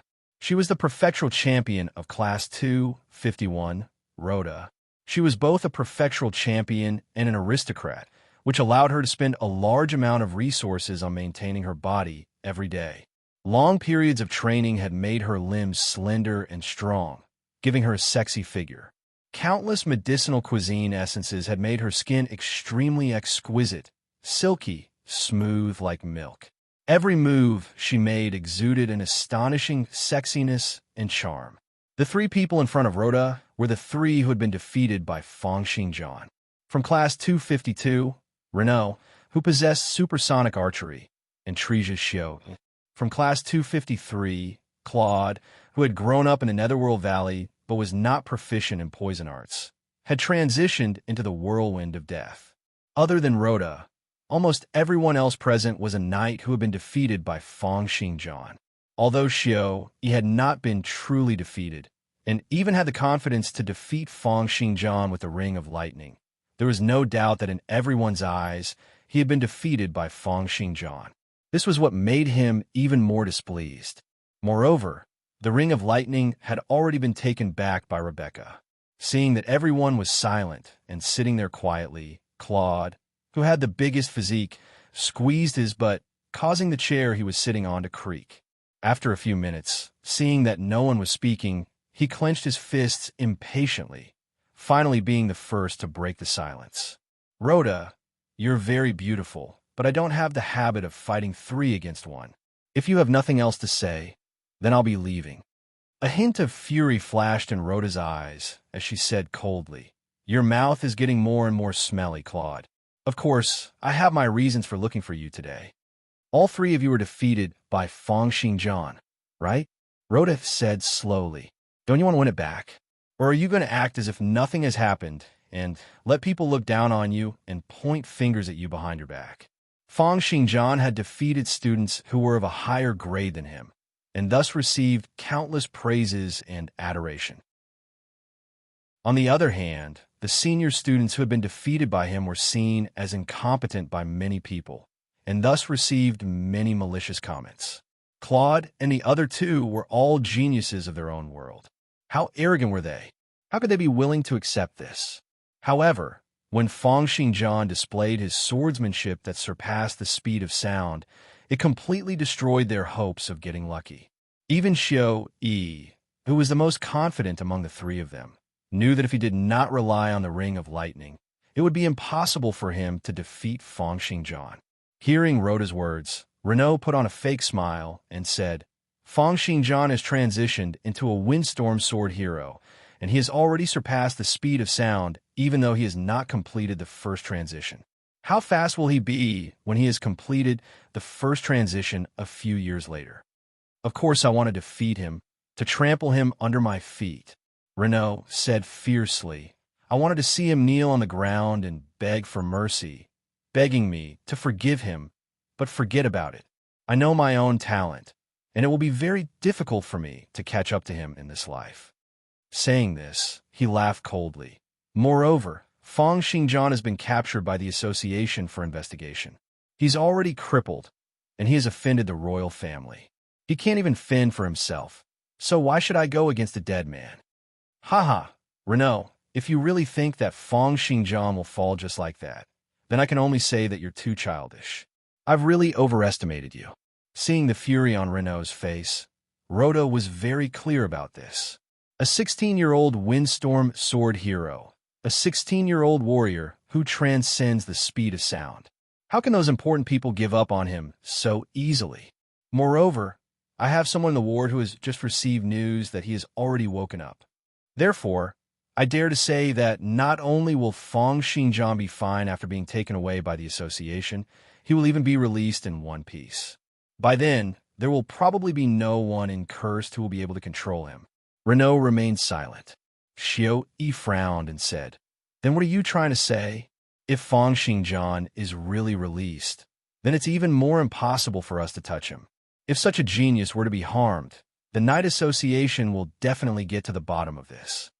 Who said anything about harming him? Rhoda smiled and said, Don't you guys understand? As long as Feng Xingjian is in this academy, he will naturally be a threat to our position. But at the same time, isn't it also a form of pressure? You guys have been living too comfortably. Now that you have such a strong opponent, why don't you use him to motivate yourselves and achieve new breakthroughs that surpass your own limits? Claude said impatiently, What on earth do you mean? Rhoda said, Originally, every class was a competitor, but now that Feng Xingjian has appeared, the pressure he brings is enough for all of us to join forces. Claude scratched his chin and said, You mean that we should gang up on him? Idiot. Rhoda scolded. What I mean is that we can form an alliance, exchange resources, exchange martial arts experiences, and improve together. She looked at Claude and said, Claude, you're able to buy all of the secret medicines in the Netherworld Valley cheaply, right? I know that the Netherworld Valley has quite a number of secret medicines that are only provided to internal members. Not only can they increase one's potential, but they can also stimulate one's vital energy and blood, allowing the body to go through a second phase of development, increasing one's attributes once again. And you, Xiao Yi, the body tempering ointment in your Treasure Academy has always been priceless. Also, I know that even if one is not proficient in sword arts, Many of the secret nurturing techniques can also be used to train one's organs and circulate one's vital energy and blood. Renault, your clan has been secretly dealing in weapons and equipment, right? You even have connections to overseas black markets to buy, sell, and even forge remains divine weapons. Rhoda looked at the three knights and said, "It's because of the external pressure from Feng Xingjian that we've been able to join forces. Or are you guys willing to be thrashed by him in the inter-class competition every month, losing all face among the students? As long as we can consume more medicine, have more ferocious beasts, and even have remains divine weapons, with 10 of us in a class, how can we not be able to defeat Feng Xingjian alone?" Renault smiled coldly and said, "It's easy to say. How many interests are involved in this? Do all the elders in your clan agree? And what about Hamel and Ralph? They have even more good stuff. Why don't you get them to bring it out?" "Those two idiots are too arrogant," Rhoda said. "People like them won't think that they are inferior to Feng Xingjian unless they are defeated by him. Therefore, I didn't invite them at all. When they are defeated by Feng Xingjian next month, we'll join forces with them. As for the opinions of our clans, how can they be more important than the improvement of our own abilities? Feng Xingjian is a threat, but he is also an opportunity. Therefore, it will be easier for us to get more things from our clans. As long as we join forces, we'll have several times the resources we had previously. Our attributes, waves, killing techniques, weapons, and armors will all improve by leaps and bounds. And Feng Xingjian is alone, with only the Academy supporting him. I heard that the Empire's divine weapons he applied for were all rejected. Therefore, as long as we join forces and help each other, we might be able to attain a breakthrough under the pressure, or even defeat him.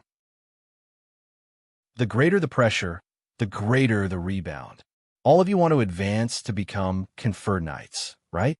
If you don't seek a breakthrough under the heavy pressure from Feng Xingjian, the chances of you advancing will be even slimmer."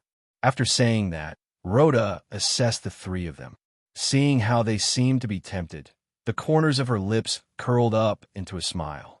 She had a calm and confident look on her face, making her look even more charming.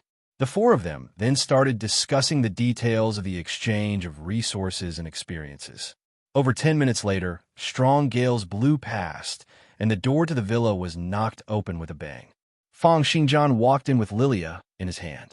Looking at the four of them, he smiled and said, "Not bad, not bad. All four of you are here. This saves me the trouble of looking for you one by one." He looked at the experience points of his Ice Age meditation art, which had increased by about 10% after he had defeated 2 people consecutively. He said calmly, "Come at me together. The instructors are still chasing after me.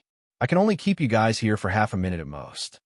After defeating so many experts in the Academy in a row, Feng Xingjian's aura grew increasingly stronger, and the circulation speed of his mental cultivation method also grew increasingly faster. He felt that the gloominess in his heart had been swept away. This was the first time in his life that he had been able to move about freely and without any restraints. Chapter 110. Feng Xingjian, what do you mean by this? Rhoda asked, puzzled. "I have no feud with you, so I don't understand why you're looking for me. Moreover, the Academy forbids private fights. Are you going against the rules knowingly?" Feng Xingjian flicked the long sword in his hand gently and said, "I've made some achievements in my sword arts, so of course, I need to find someone to test my sword skills on. I'm not afraid to tell you that I've just defeated Hamel, Ralph, and the others before coming here to look for you. I didn't expect that all 4 of you would be here. You've really saved me a lot of effort. Moreover, if I don't defeat all of you today, I won't be able to rest easy." After saying this, Feng Xingjian felt exhilarated. As his thoughts circulated, his mental cultivation method improved even further. Hearing Feng Xingjian's words that were like sharp swords, Rhoda's countenance changed. Her pupils contracted as she said coldly, "Feng Xingjian, you're going against the rules knowingly.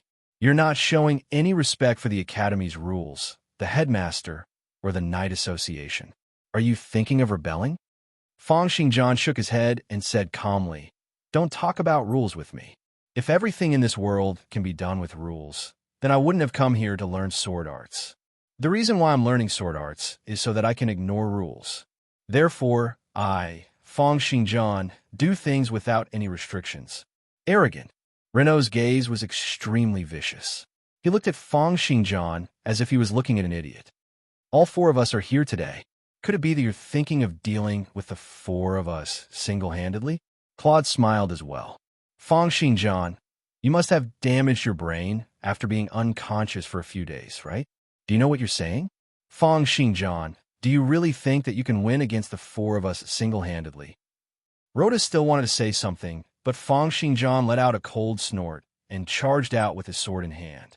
Streams of sword cheese bloomed like 100 flowers, turning into countless sword cheese tornadoes that swept out toward the four of them. Cut the crap. If you could take a few of my sword strikes, then we'll talk. The four people present were all top-notch experts amongst the first transition knights, and their reaction speed far surpassed that of ordinary knights. However, this sudden outburst from Fong Xingjian's supreme Mistwind sword was still like a raging tempest, with countless sword cheese slashing down like rain. The four of them let out furious bellows, resisting the sword cheese together. However, they felt as if the streams of sword cheese were omnipresent, wanting to pierce through every single gap and break through their defenses. F***CK, Claude shouted loudly. Green chi circulated all over his body. He had already activated the profound golden armor. The pair of short axes in his hands danced in a dazzling manner, splitting the surrounding sword chi into pieces. However, his heart was filled with fear. How could this Fong Xingjian improve so quickly? After not seeing him for half a month, the speed and prowess of his sword cheese had become even stronger.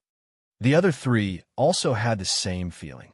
Amidst the densely packed sword cheese, there was an extremely condensed and compressed air everywhere, forming sword cheese tornadoes that surrounded them.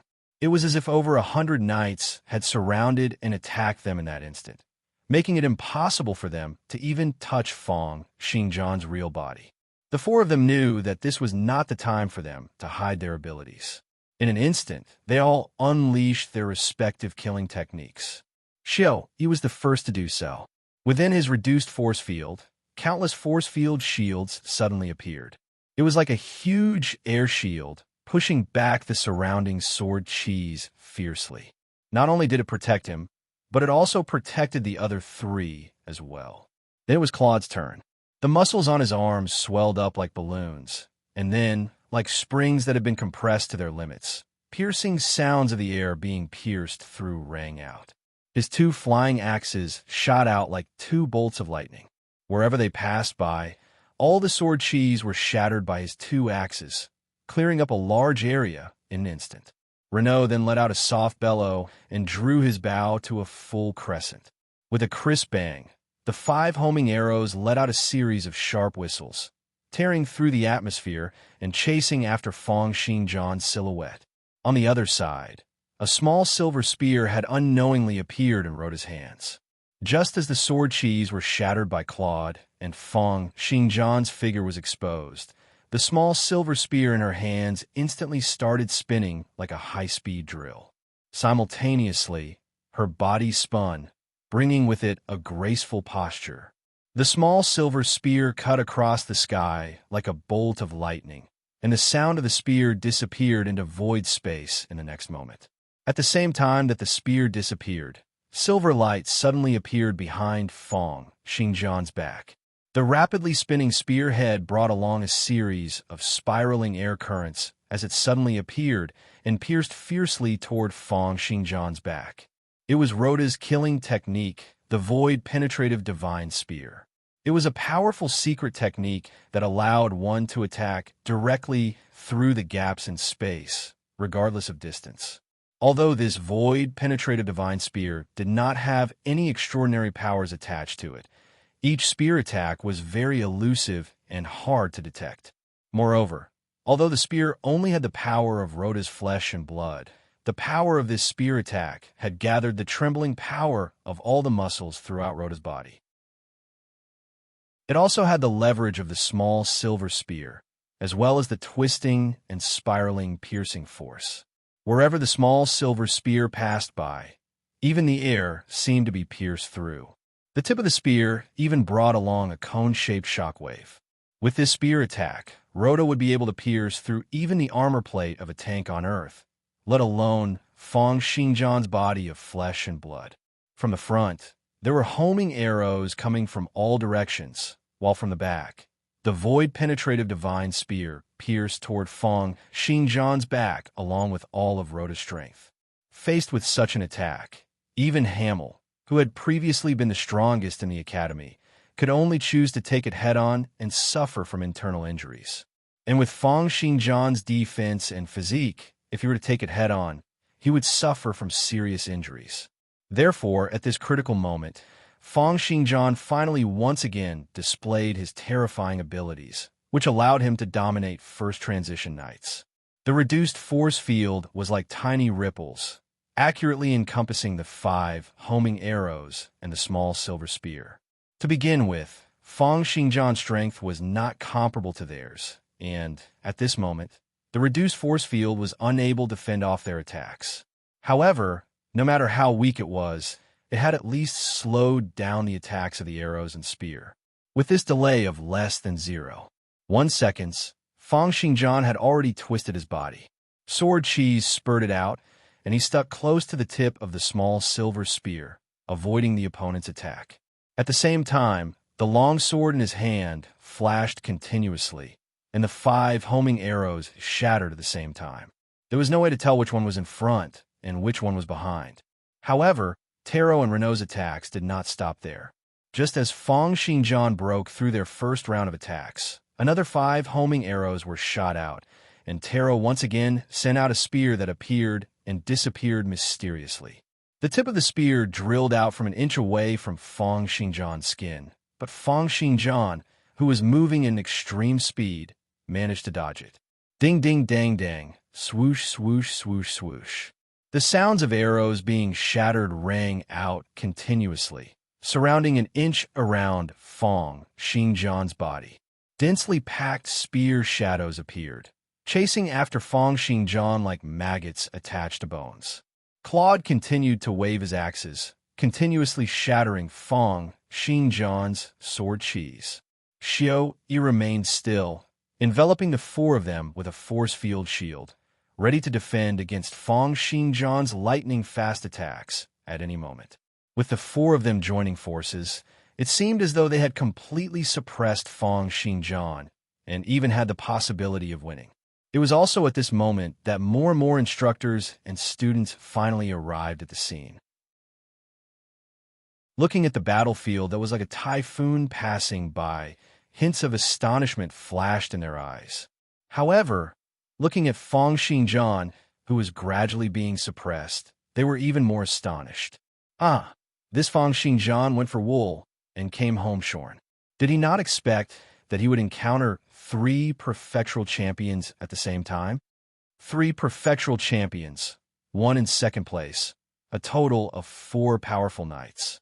Feng Xingjian's loss is not undeserved. An instructor shouted, "All of you stop! Have you all forgotten that the academy forbids private fights?" However, Taro and the other 3 had already gone all out and were unwilling to stop. Instead, they increased their strength, wanting to quickly subdue Feng Xingjian. However, at this moment, an intense sonic boom rang out in the air. Feng Xingjian's speed suddenly increased by another level. He activated Boundaries Negation and immediately broke free from the attacks of the homing arrow and the void penetrative divine spear. With a wave of his long sword, Feng Xingjian's body was once again encompassed by sword cheese. He said coldly, "You guys better be careful from now on. Don't get killed by my sword and waste all your years of hard work." Everyone was stunned. The long sword in Feng Xingjian's hand flashed continuously at supersonic speed, and streams of high-speed sword cheese were slashed out. It was as if thousands or even hundreds of atmospheric dragons had been born in an instant, attacking the 4 of them from all sides. This time around, the moment they came into contact with the sword cheese, everyone felt that something was wrong. It was because almost every stream of sword cheese was attacking the flaws in their moves. Roar, roar, roar, roar. The atmosphere was wreaking havoc, and the swords and sabers were groaning. Rhoda and the other three instantly gained the upper hand, and the situation took a turn for the worse. They were now in a state where they were running for their lives and focusing all their attention on defense. It was because they were no longer able to not defend. If they did not defend, their bodies would be torn apart by the sword cheese. They could sense that each stream of sword cheese was attacking the weak points of their moves, as well as the crucial points where their forces were changing. Xiaoyi's force field shield was continuously being slashed at its weakest points. Within a few seconds, it was like a sieve. Claude's flying axes were encompassed by over 10 streams of sword cheese. No matter how hard they struggled, they were unable to return to his hands. Having lost the protection of the other two, Renault and Rhoda were exposed to Feng Xingjian's attack range. The two of them continued to fend off, dodge, and move about. However, they realized that Feng Xingjian's sword cheese were like many strands of spider silk, attacking from all directions. Each stream of sword cheese was aimed at the places where they had to save themselves. Within a short period of time, they had been forced to have less and less space to dodge. In fact, as Feng Xingjian got increasingly used to their moves, there were many times when there would already be sword cheese waiting for them at the flaws of their moves when they had only performed half a move. Finally, 3 consecutive bangs rang out, and Taro's small silver spear, Renault's sacred bow, and Xiaoyi's longsword were all struck down. They were then sent flying to Feng Xingjian's side by the sword cheese. Feng Xingjian shook his head. That's all there is to it. The countenances of the 4 of them turned extremely pale in that instant, as if they could not believe what had just happened. At the next moment, endless fury surged up in their hearts. The 4 of them had been defeated despite having joined forces. This was an unprecedented humiliation.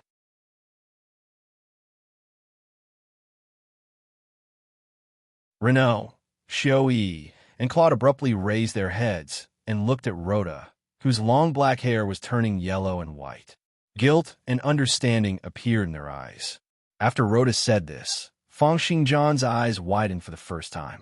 He carefully looked at Rhoda and said, "Rhoda, right? I'll remember you.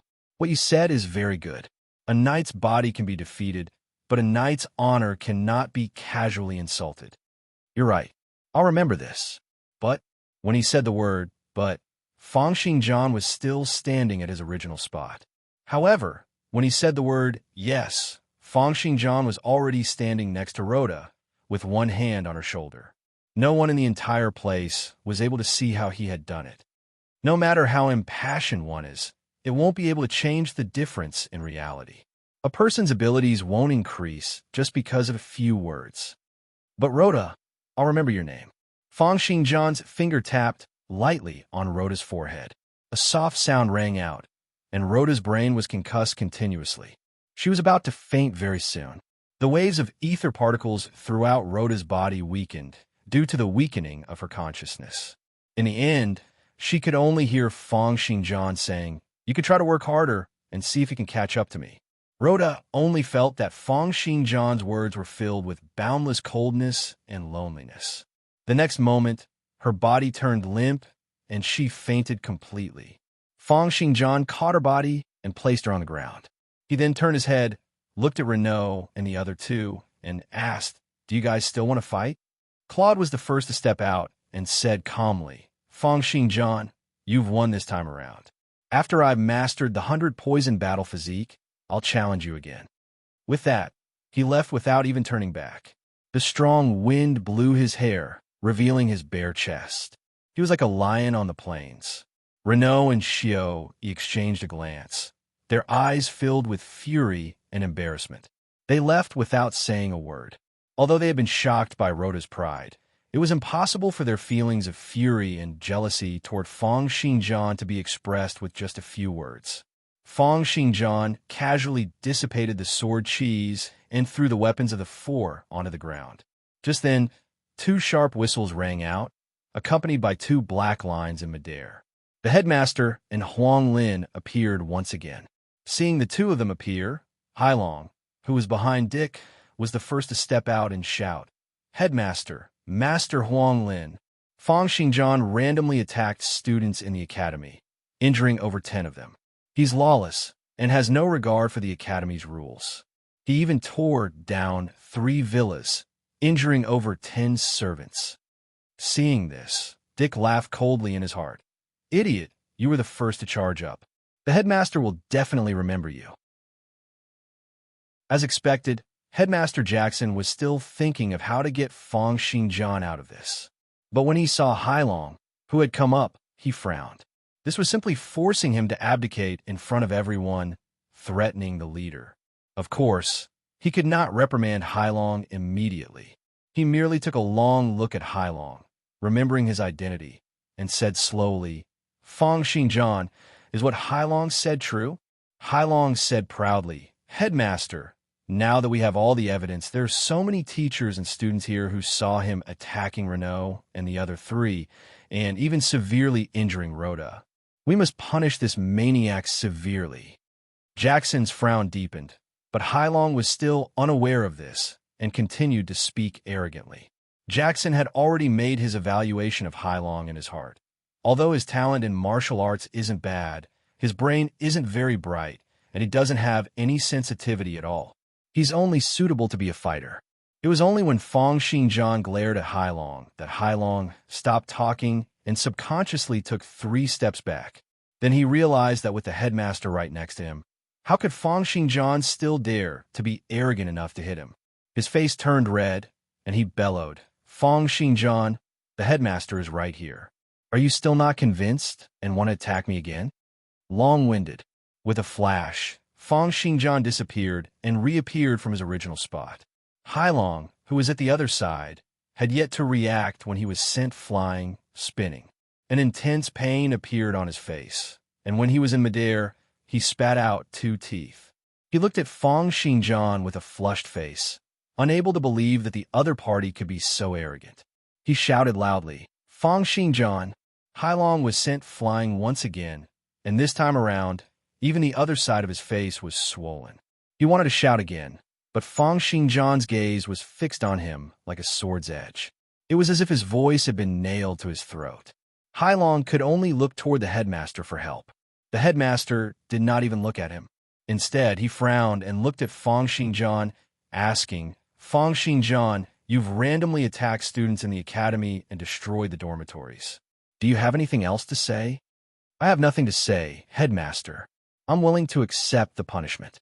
However, Huang Lin's eyes were filled with smiles. To him, his disciple should be this arrogant and powerful. Fang Xingjian had single-handedly defeated the strongest few students in the academy with just his sword. This was a great honor to him. It also showed how monstrous Fang Xingjian's talent and aptitude were. Jackson glared at Fang Xingjian and Huang Lin, saying, Since that's the case, I'll punish you by depriving you of your allowance for the next 6 months. You'll also be sent to the reflection chamber for 1 month. Seeing how the punishment ended so simply and how the headmaster, Fang Xingjian, and the others left, Hailong covered his face in a daze. He looked toward the direction where the headmaster had disappeared, as if coming to a realization. Only now did he feel how much the headmaster doted on Fang Xingjian. In that instant, a hint of panic and loss appeared in his eyes. This won't do. I need to look for Li Er's father, Instructor Whitebeard, and get him to put in a good word for me. Chapter 112.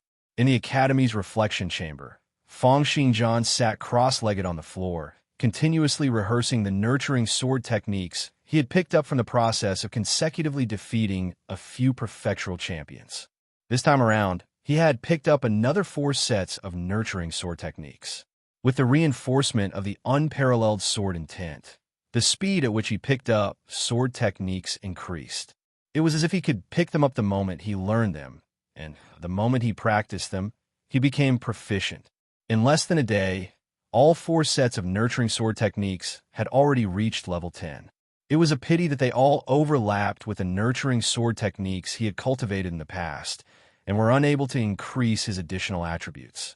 Despite this, he continued to cultivate, hoping to reach the maximum level and increased the progress of his unparalleled sword intent. Although Fang Xingjian was in the reflection chamber, the academy did not reduce his meals. Under the headmaster's arrangements, a large amount of ferocious beasts and high-grade medicinal food were continuously sent in to replenish the vital energy and blood he had expended during his training. Of course, there was also the body-tempering ointment he had won from the bet with Treja. All these things added together could increase his potential by at least 1,000 points every day. It was an extremely extravagant amount. Just like that, he would cultivate his sword techniques every morning, and in the afternoon, Lilia, Jack, and Anthony would rush to the reflection chamber and stand outside the metal window, allowing Fang Xingjian to guide them on their sword techniques, sorting out and summarizing their sword techniques bit by bit. Lilia and the other two stood outside the metal window, continuously practicing the martial arts that Fang Xingjian had guided them.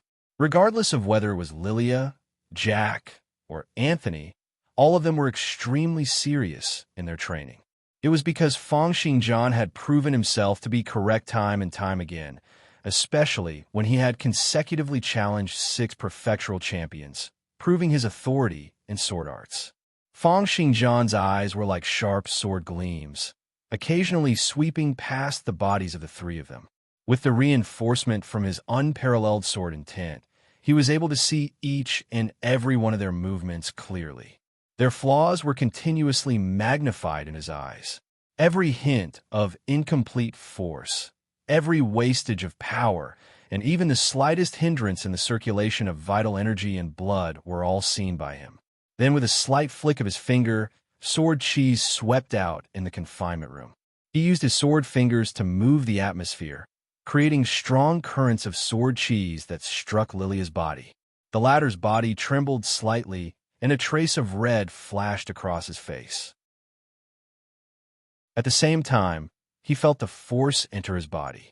He closed his eyes and experienced the feeling of the force circulating in his body, carefully savoring the taste. After a while, she began to practice her swordsmanship again. One could feel that her swordsmanship movements had gained a charm that was absent in the past. As Fang Xingjian guided them, he got used to the existence of the unparalleled sword intent, increasing his proficiency in nurturing techniques and also practicing the supreme mist-wind sword in the process of guiding them. On the other hand, Lilia and the others could feel that under Fang Xingjian's guidance, their martial techniques had improved by leaps and bounds. There was no need for them to use their brains to understand the principles behind the martial techniques.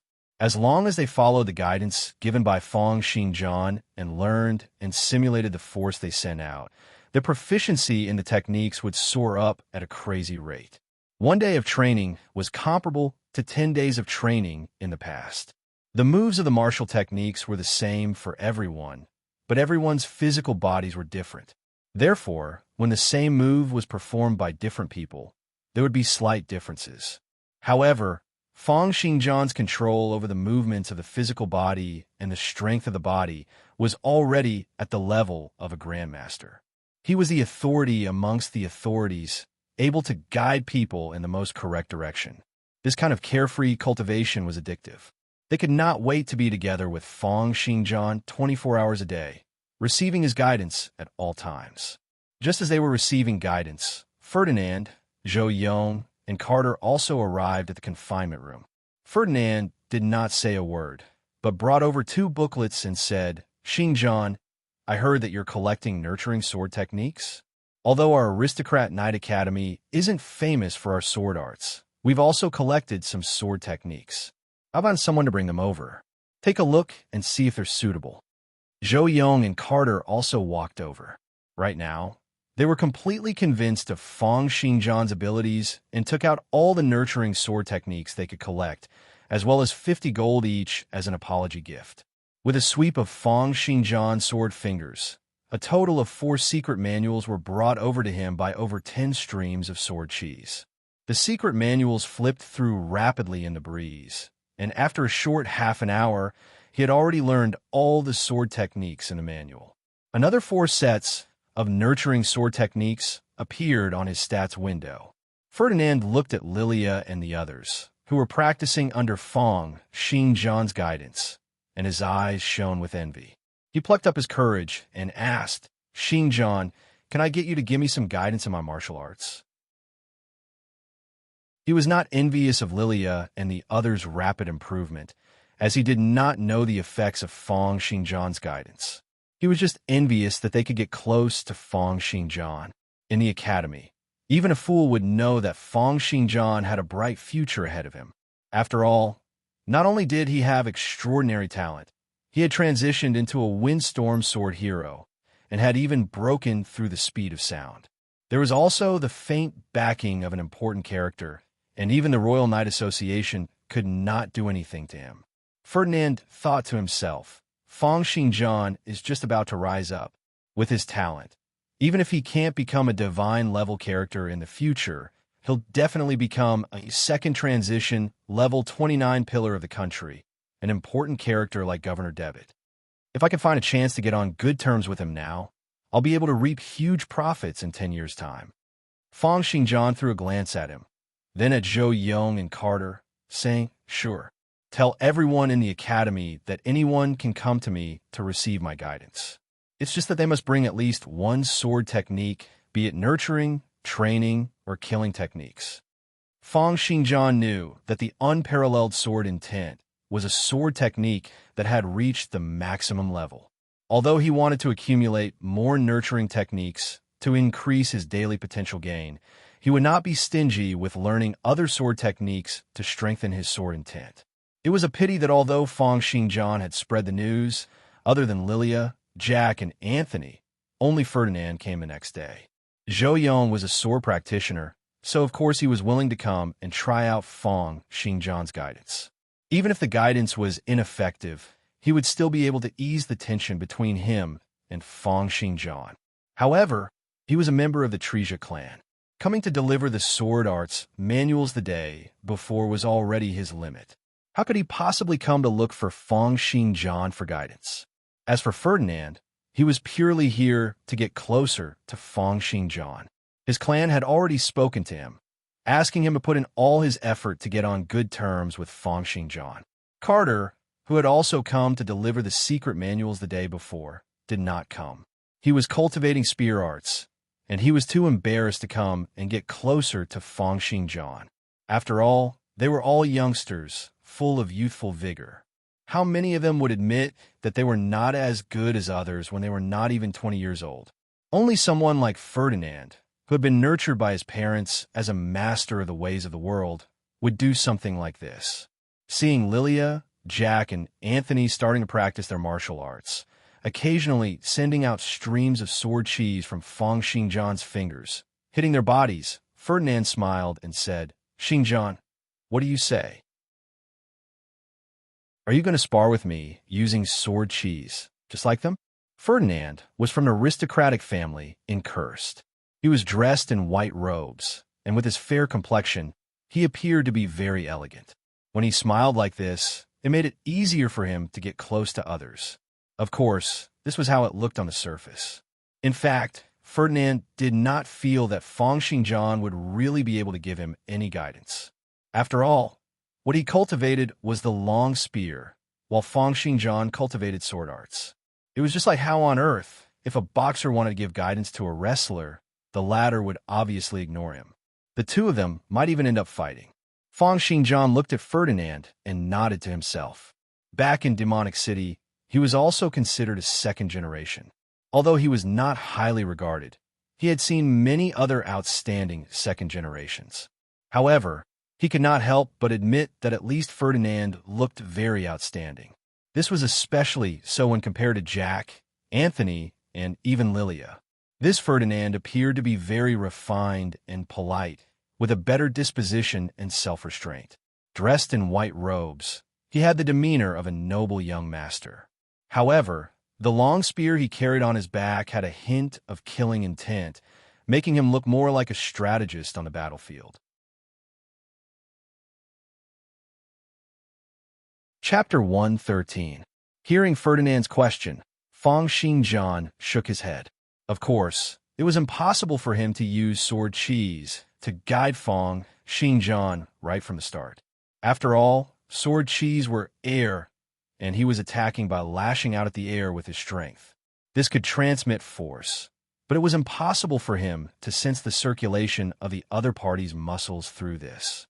The confinement house he was in right now was made entirely out of stone, and there were only a few small windows that allowed him to look out onto the grass outside.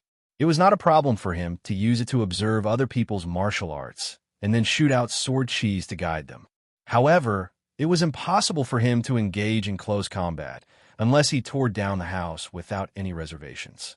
Therefore, Feng Xingjian said, "It's better for me to come out and spar with you personally. Otherwise, I won't be able to grasp your strength." "Come out?" Ferdinand was stunned. He looked toward the guard at the side. It was an old man who was about 50 to 60 years old with a head full of white hair. He was also the guard of the confinement house. Although he was not even at the level of a knight, as the guardian of the academy's rules, no one would dare to barge into his cell. Feng Xingjian looked at the old guard and said, "I'll spar with him outside." Although the guard hesitated for a moment, when he thought of Feng Xingjian's background and talent, he knew that Feng Xingjian would be able to chase him out of the academy with just a few words. How could he dare to offend someone like this? Therefore, he immediately smiled. "You're being too polite. If you really wish to go out, even 100 of me wouldn't be able to stop you." He smiled and opened the metal door of the stone house. Feng Xingjian walked out slowly. At the same time he walked out, the joints all over his body made explosive sounds, releasing crisp kacha-kacha sounds. It was as if many firecrackers had exploded in his body. This was actually him circulating his force and circulating his vital energy and blood before the battle. Despite this, strong gales were created around Feng Xingjian, displaying great violence. This caused the corners of Ferdinand's eyes to twitch. Such prowess would usually only be displayed by knights who had cultivated for 3 years or more. When had Ferdinand ever seen someone in the same batch as him? When Lilia and the others saw Feng Xingjian come out, they all stopped what they were doing and looked at Feng Xingjian in anticipation. Lilia was especially excited. Her eyes were squinted like a cat in enjoyment, and her long legs were tightly clenched as she shouted, "Teacher is going to make another move? I feel that teacher is becoming more and more gentlemanly. Lilia, let me borrow your sword for a while." Hearing that, Lilia immediately tossed the sword over. Feng Xingjian caught it and waved it. The blade cut through the air, releasing a series of muffled sounds. He turned to look at Ferdinand and said, "You, Feng Xingjian, but don't use." Feng Xingjian is, and said, "Feng Dan Xingjian." Ferdinand was slightly stunned. However, he was not a person who would drag things out. Thinking of Feng Xingjian's abilities, he knew that it was impossible for him to deal him a great deal of damage. Thus, in the next moment, he had his spear in hand and said, "All right, I'm coming." In that instant, Ferdinand's white robes fluttered and he dashed out. The long spear in his hand had already brought along an unparalleled spiral force, piercing toward Feng Xingjian's chest like a super big drill. Intense power was pushed from Ferdinand's body to his long spear. In this instant of charging, hints of ripples that distorted the air even appeared faintly on his long spear. It was as if a real dragon had traversed across void space and was about to engulf Feng Xingjian. This spear attack was so fast and violent that it could pierce through an elephant from head to tail. All of Ferdinand's powers were perfectly condensed into this spear attack. This was the true display of Ferdinand's physical strength and spear arts techniques. However, Feng Xingjian's expression did not change in the face of this spear attack that was like a true dragon's breath. In fact, with the support of the unparalleled sword will in his eyes, this extremely condensed spear had too many flaws. With a flash of sword light, Feng Xingjian pierced out with his sword, lightly tapping on Ferdinand's spear. The latter's power dissipated, and he felt as if he was unable to advance or retreat. His countenance changed, and he immediately changed his move. With a flick of the tip of his spear, he flicked out toward Feng Xingjian with an upward force. Not only did this flick utilize Ferdinand's own strength, but also retained 70% of the speed and power from the earlier thrust. It also contained the principle of leverage. If this flick were to be used in a modern battlefield, it would be sufficient to send a tank flying. Faced with this spear attack, Fang Xingjian continued to thrust out diagonally. Sword light flashed, and Ferdinand only felt that the long spear was moving crazily like a huge python, struggling intensely, wanting to break free from his hand. Then he felt his hand becoming lighter, and the weapon in his hand had already been sent flying. What? How is this possible?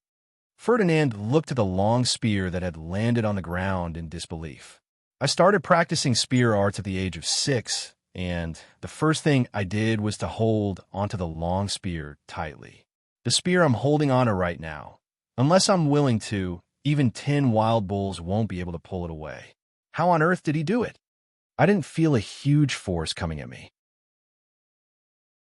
Looking at the stunned Ferdinand, Fang Xingjian said calmly, regardless of whether it's fist arts, sword arts, or spear arts, they are all based on the principles of the utilization of the muscles, bones, vital energy, blood, and internal organs. Naturally, there are many similarities between them. Earlier, your spear technique circulated like a dragon, unleashing a large portion of your powers. However, there are still flaws. That spear of yours, you first thrust and then flicked. What you're aiming for is a penetrating force. You need to twist all the powers in your body into the form of a real dragon and strike it out. In this spear attack, you used a few large muscles in your legs, waist, shoulders, and arms, as well as the power from the circulation of your vital energy and blood. Putting aside the utilization rate, although your muscles and bones are sufficiently condensed, there are still some flaws in the power of your vital energy and blood. However, this is not a problem with your technique. It's just that your chest is slightly wider than ordinary people, and your heart is slightly more inclined to the left. Hearing this, Ferdinand was taken aback. He also knew the weakness of his spear arts. It was that he was still lacking in the control of his internal organs and vital energy and blood. This was something that the seniors in his clan and the academy's instructors had mentioned to him before. However, he had not expected that Fang Xingjian would be able to see through this with just one exchange, even pointing out that his heart was slightly more inclined to the left. What kind of judgment did he have? However, being able to see through it was one thing. If he really wanted to improve it, he could only rely on cultivating bit by bit, slowly channeling his force into his internal and external organs, and then truly controlling both internal and external forces. This was a long-term project. Even many conferred knights with a strength attribute of over 100 points would not be able to truly control every single bit of power in their bodies, both inside and outside of their bodies. However, when Fang Xingjian saw Ferdinand's expression, he did not say anything. Instead, in the blink of an eye, with a flash of sword light, he slapped Ferdinand's waist. At the start, Ferdinand was stunned. He was about to dodge and counterattack, but when the force entered his body, he was stunned again. Fang Xingjian's voice rang out next to his ears. Chew on this force properly. This force flowed through Ferdinand's internal organs and blood vessels, all the way to his arm. In the end, it even circulated together with Ferdinand's muscle strength, thrusting out with his arm, releasing an explosive bang. This is the force channeled from that spear attack earlier. A hint of astonishment flashed in Ferdinand's eyes. Chapter 114. Ferdinand knew that Fang Xingjian was very talented. If he was not talented, how could he have transitioned into a windstorm sword hero? How could he have transcended sound at the age of 16? However, he had never thought that Fang Xingjian would be able to give him pointers on spear arts. However, the scene before his eyes had shattered his common sense. The force that Fang Xingjian had struck onto his body was not only extremely accurate, but had also flowed through his vital energy, blood, and tendons, without causing any damage to his body in the slightest. What was even more terrifying was that this force was exactly the force that he had wanted to unleash with his earlier spear technique. Not only was it powerful, it was even more perfect, and the control over his vital energy and blood was even more suitable for his body. It was as if he had practiced this move for tens of years, and could be used as a standard by Ferdinand. Even he himself could not perform it. He looked at Feng Xingjian in astonishment and asked, "You've practiced this 100-blossom spear technique before?" "I've never practiced spear arts before." Feng Xingjian's longsword pierced out lightly, and accompanied by a terrifying whistling sound. It was as if a huge dragon had pounced out, causing the air before him to explode, releasing a crisp sound like that of a bomb. Feeling the compressed air blowing on his face, Ferdinand was even more astonished. He pointed at Feng Xingjian's longsword and said, This is the move from earlier?" However, he had after all practiced spear arts for over 20 years and could immediately sense the minute differences. There are minute differences between swords and spears. The distance of the attack, the weight of the weapon, and the differences in the moves. However, just from that thrust earlier, there are many similarities. Feng Xingjian said, "The reason why I used my long sword to perform the spear technique from earlier was because I understood the force in that move.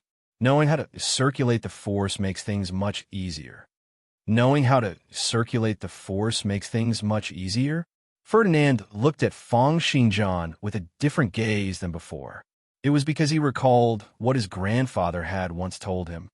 "Ferdinand, there's a type of genius in this world. No matter what martial technique is in their hands, they'll be able to master it the moment they learn it and master it the moment they use it. It's because they've grasped the circulation of the human body's force. Therefore, all nurturing techniques and training techniques are no secrets to them, and they can even modify their moves according to the human body, displaying martial techniques that are most suitable for them. They have already reached the point where they have reached the same level of strength and are proficient in everything they learn. Once you meet such a genius, you must absolutely not become his enemy. If you have already become his enemy, then immediately run away and never go back."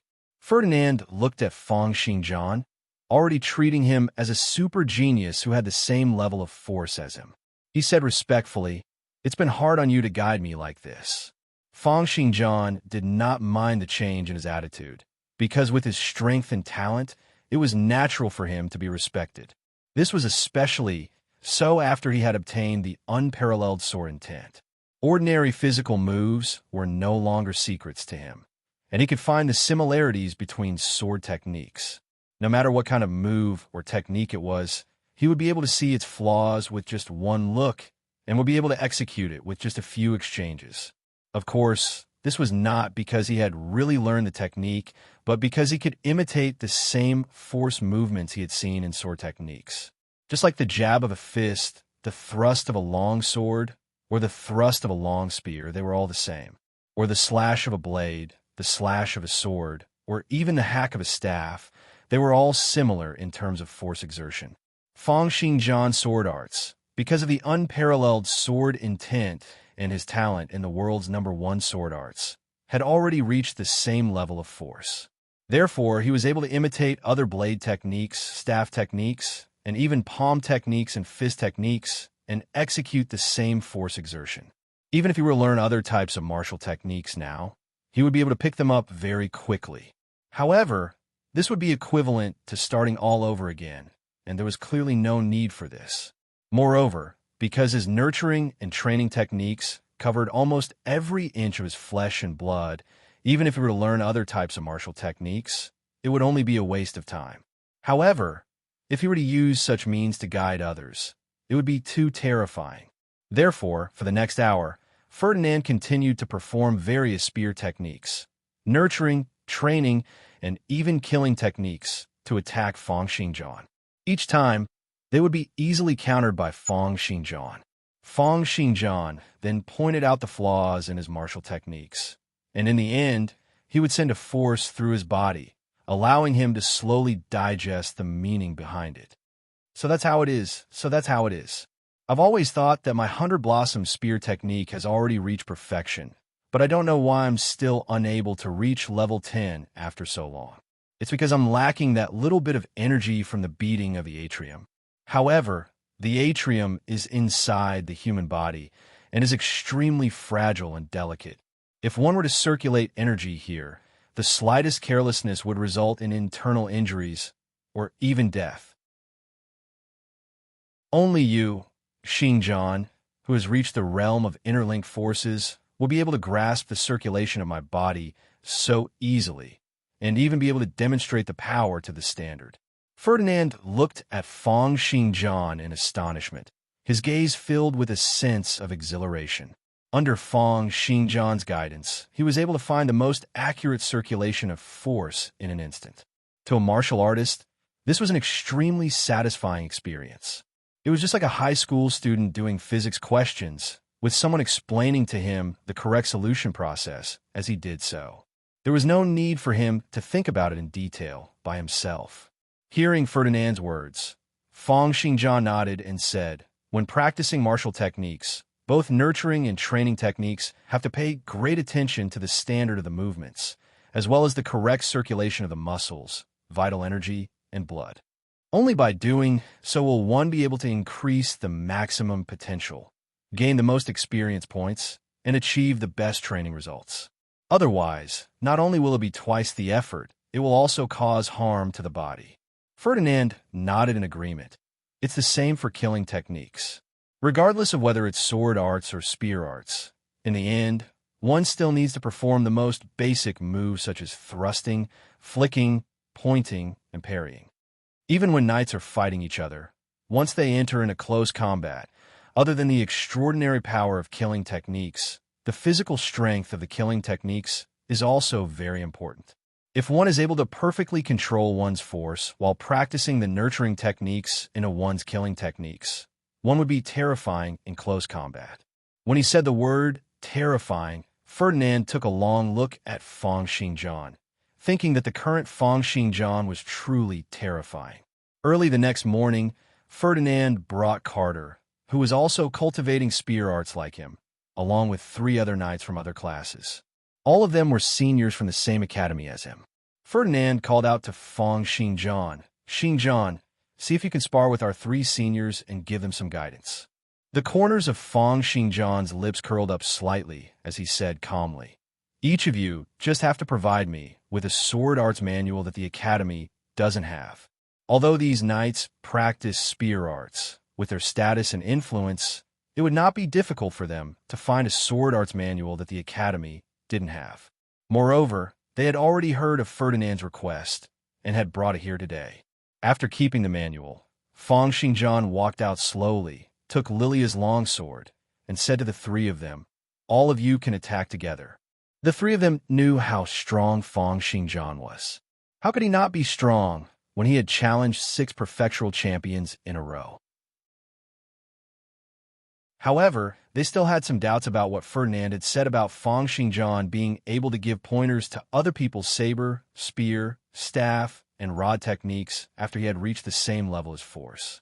Even if you, Fang Xinjiang, have great talent and unparalleled speed, but to be able to reach the level of being proficient in other types of martial arts, what kind of realm would that be? Could someone who had only practiced the sword for less than a year achieve that? They strongly doubted this. Hearing Fang Xinjiang's words, they exchanged a glance and nodded secretly. "Then I'll be counting on you to give me some pointers." The next moment, 3 beams of cold light lit up, like 3 flood dragons overturning the seas and rivers, tearing through the atmosphere, bringing with them the smell of burnt metal. With the prowess of meteorites descending from the sky, they pierced toward Fang Xinjiang. Chapter 115. Faced with the 3 long spears that were charging toward him at the same time like 3 Stinger missiles, the long sword in Fang Xinjiang's hand sent out a myriad of cold gleams. It was as if it was an anti-missile system, and he tapped on each of the 3 long spears at the critical moment. The other party's long spears pierced out at full force, moving at a speed as fast as a Stinger missile. Moreover, when the spear tips exerted force, they trembled incessantly like flower buds, making it hard for one to sense where they were going to land. The entire process tore through the air, bringing about a tremendous sound wave attack that could almost send ordinary men tumbling. These 3 spears were like the moves had been transformed into dishes, displaying the sounds, colors, and taste to the extreme. As the saying went, ruling a great country is like cooking a small fish. And right now, these three people's spear arts had reached a level where it was like cooking a small fish. How astonishing was their prowess and attainments. When Lilia, Ferdinand, and the others saw this scene, they all felt that it was an extremely dangerous situation. If they were in Feng Xingjian's shoes, they would not even be able to dodge, let alone block. It was because these three spears were too dangerous and too violent. However, these three spears, which were like cooking a small fish, passed by in the blink of an eye, trembled incessantly, and even used sound waves to confuse the enemy, were able to hit on the three long spears with great accuracy in the blink of an eye, scattering the force that the other party had channeled into the spears. How accurate and fast was this? Almost at the instant when Feng Xingjian tapped out the three sword attacks, the other party's three long spears were like huge dragons whose tendons had been pulled out and whose skin had been peeled off. They lost all their strength and fell to the ground. The three of them gasped and retreated, looking at Feng Xingjian as if they were looking at a freak. One of them, a man with a full beard, said, "What a guy! You've learned our long sky spear technique before?" Feng Xingjian shook his head and said, "I've never learned it before." Another knight with a mustache stroked his beard and said, "Then why were you able to see the flaws in our spear technique at the first instant?" Feng Xingjian thought for a moment and said, "He was there. I saw him." The three knights fell silent and exchanged glances. In the next moment, the tips of their spears moved. The three of them directly attacked from three different positions. The tips of the spears in their hands brought with them a myriad of cold stars, like a river of stars, which enveloped Feng Xingjian. Faced with such an overwhelming and majestic attack, ordinary people would be flustered, not knowing where they should defend. Even Lilia, Ferdinand, and the others, who were watching from the side, could only think of retreating first. They must not be stuck to by this attack. However, Feng Xingjian's expression remained the same. He looked at the stars in the sky and struck out 3 more times. With 3 strikes, the stars in the sky disappeared. Only 3 of them fell to the ground like meteors, unable to move. The leader with a full beard looked at Feng Xingjian in astonishment and said, "You can even see the flaws?" With that, without waiting for Feng Xingjian to react, he shook his head. "Your sword is not only fast, but stable as well. Your muscles, bones, vital energy, blood, and organs are all stable to the point where there are no flaws at all. With such stamina and strength, you must have reached the maximum level for a few sets of basic sword techniques, right? Although the main purpose of nurturing and training techniques is to temper one's attributes, they actually contain the most basic methods to circulate one's force in all martial techniques. In a battle between knights, killing techniques are the most important. The first is the competition of extraordinary strength, and the second is close combat. However, in order to be strong in close combat and have a strong foundation, one must thoroughly understand nurturing and training techniques. To be able to circulate one's muscles and bones, to push one's vital energy, blood, and organs into close combat is the true terror. Saying that, he shook his head. It's a pity that we've only understood this logic in the past year, and you're already ahead of us. It's a joke that everyone thinks that you're able to move about freely because of the Windstorm Sword hero's unparalleled speed. But it's only when you've slowed down that we know the true terror of your sword arts. That was indeed the case. In the past, Feng Xingjian's battle speed had been too fast. With a series of lightning attacks, his opponents would usually be lying on the ground before they could even understand what was going on. And now, he wanted to use the excuse of guiding others in their cultivation to gather sword techniques. Naturally, he had the intention to slow down his movements and show off his own sword arts cultivation. Ferdinand's eyes revealed a contemplative expression. Although he also felt that Feng Xingjian's interlinked forces was very powerful, he was not clear on how powerful it was. It was only when the bearded man spoke of it that he came to a realization. The bearded knight said, "You're able to see through the flaws in our moves with one look. Your sword arts cultivation is not to be underestimated. We also wish to spar with you and cultivate our spear arts." Feng Xingjian nodded. "You're most welcome." Lilia, who was at the side, twitched her lips, and said unhappily, "Why are there more people here? Won't the time for Master to guide me be getting shorter and shorter? Don't these people have their own teachers?" Ferdinand smiled. "Little Lily, don't call me little Lilia." Lilia cried out, like a little tiger baring its fangs and brandishing its claws. Seeing that Ferdinand did not seem to mind, she pouted and punched him in the stomach. At the start, Ferdinand did not think much of Lilia's punch. After all, she was not even a knight, so how much strength could she have? But the next moment, seeing the strong gales blowing toward him, his countenance changed. However, Lilia was too close to him, and he could not block it in time. He could only perform his reduced force field, covering Lilia's fist like a spider web. That delicate little fist seemed as if it was made of jade, but when it hit Ferdinand's stomach, it was as if a crazed elephant had rammed into it. Ferdinand let out a strange cry, his face turning green. His eyes popped out as he looked at Lilia in disbelief. He felt as if his intestines had been broken. Cursed city lord, that old B** starred. What on earth did he feed his daughter? Was it dragon? It was only because of his good physique that he was able to receive this punch in a state where he was completely defenseless. If it had been someone else, they would have been smashed into pieces by this punch. Jack and Anthony were laughing secretly at the side. This was not the first time they had been taken advantage of by Lilia's monstrous strength. Now that they saw that Ferdinand had also been taken advantage of, they felt an indescribable sense of gloating. Lilia let out a cold laugh, blew on her fist, and said, "If you continue to shout, it won't be here next time." With that, she threw a glance at the area below Ferdinand's stomach. Ferdinand broke out in cold sweat, and Jack and Anthony, who were at the side, subconsciously felt a chill run down their spines. Ferdinand coughed a few times to hide his awkwardness. Lilia, seeing her murderous gaze, he immediately changed his words. "Miss Lilia, although I don't know why, I can tell that your master wants to collect sword techniques. That's why he used the excuse of providing guidance as an excuse to gather everyone here. Not only will he be able to collect sword arts manuals, but he will also be able to learn from others' strong points in the process of providing guidance. Although I don't know why, I feel that your master sword arts must have reached some kind of bottleneck, and he wants to take a look at the sword arts from other factions as a reference.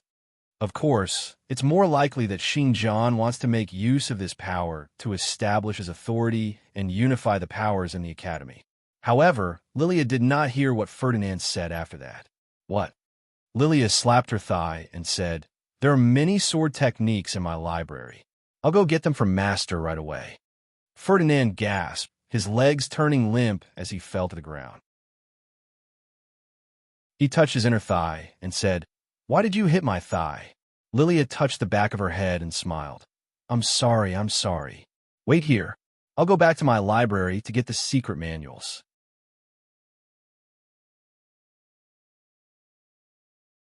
Chapter 116. Ferdinand shook his head and smiled as he looked at the interaction between Fang Xinjiang and the three knights. The leader of the three knights who cultivated in spear arts was Sandro. The three of them were not only his seniors in the Aristocrat Academy, but they were also one of the experts in the academy. Moreover, their strength lay in their understanding of spear arts and martial techniques. Disregarding the advantages of attributes and extraordinary strength, they could be ranked in the top 10 out of the 80-odd knight students in the academy.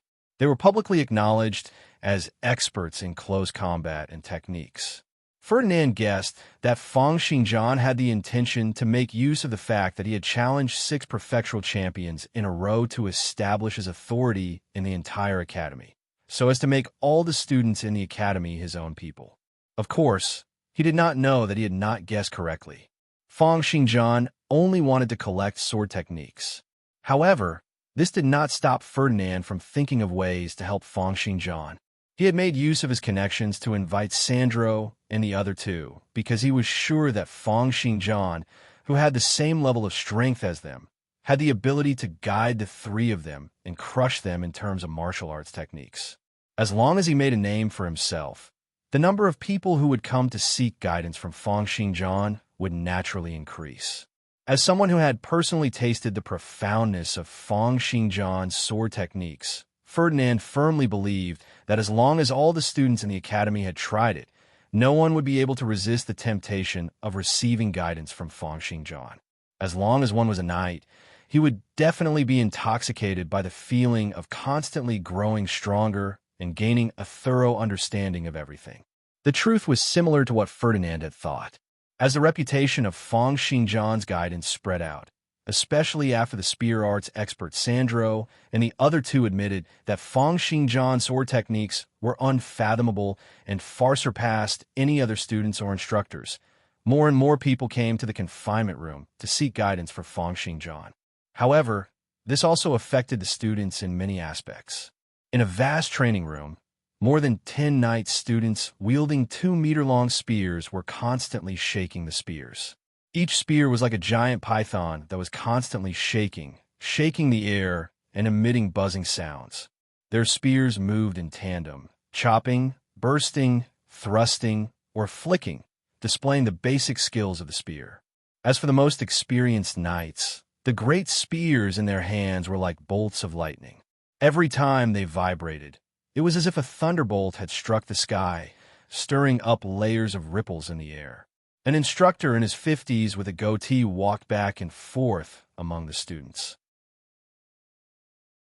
He looked at the knights wielding their spears, nodding and shaking his head from time to time.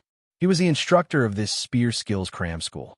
Just like the schools on Earth, the instructors here wanted to earn extra income, and the students wanted to improve their skills, so cram schools came into being. And a top-notch instructor like Goatee had to charge 2 gold coins a month for tuition. Almost every month, he would be able to earn dozens of gold coins. When practicing spear skills, shaking the great spear is the most basic of the basics. The waist and hip must be as one, the eyes and hands must be in sync, the breath must be like thunder, and the spear must be like a dragon. Only by remembering these 4 points can you increase your physical strength and improve your skills.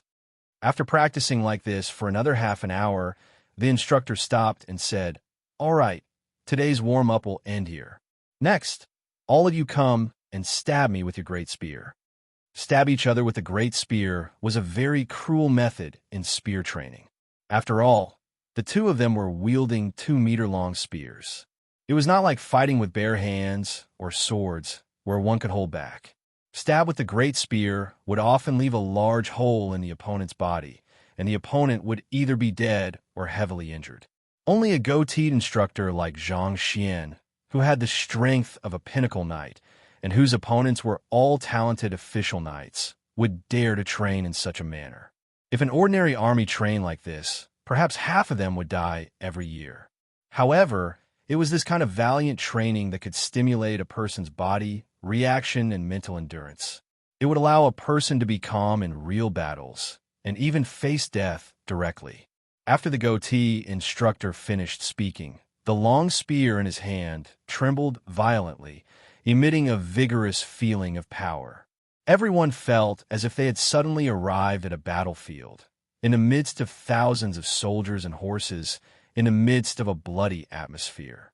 Clearly, this goatee instructor was not only strong and had exquisite spear skills, he was also a knight who had retired from the battlefield. However, at this moment, he frowned and his face was filled with killing intent. "Where's Paro? Where did he go? Why didn't he come to the spear skills class for 2 consecutive days?" The students looked at each other in dismay, not daring to reply. The goatee instructor pointed his spear at one of the students and said, "You are very familiar with Paro. Do you know where he went? Why didn't he come to the spear skills class?"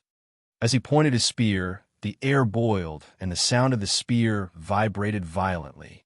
It actually produced a loud sound like a hammer striking metal. This time, a sonic boom was produced. Of course, this sonic boom was not as shocking as Feng Xingjian's. After all, as an experienced instructor who had been in the first transition for decades, it was very normal for his attacks to reach supersonic speeds. However, it could not be compared to Feng Xingjian's supersonic speed at the age of 16. The surrounding students had long since understood their instructor's abilities and were not surprised. However, the student whose spear was pointed at still felt his ears go numb. It was as if his brain had been punched out of nowhere, and he could not even stand stably.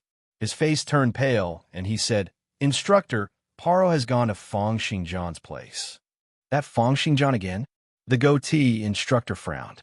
Of course, he knew of this Fong Xingjian. In the interclass competition, Fong Xingjian had taken on 10 people by himself and had then consecutively challenged 6 prefectural champions. Everyone in the academy knew of him. However, recently, Fong Xingjian had started to guide the students in their martial arts. Many students even skipped their martial arts classes and went to listen to his guidance instead. This Fong Xingjian has only been practicing the sword for a year. Even if he has outstanding talent and has transitioned into a windstorm sword hero, that's only because he has an advantage in attributes, specialties, and killing techniques. What sword arts could he possibly know at such a young age? He's just relying on his fast speed and great strength. The goatee instructor felt disdain in his heart, but his expression did not change. Moreover, even if he knows martial arts, it's still sword arts. Paro is learning the spear from me. Asking him to guide his spear arts? What nonsense! Of course, what he hated the most was that Fong Xingjian had snatched his student away. He was here charging fees for his lessons, but Fong Xingjian was there to collect sword arts manuals and recruit students as he pleased. Wasn't this equivalent to snatching his rice bowl? Knights also needed to eat, and the tuition classes had always been a large part of their income. How could they possibly give up on it?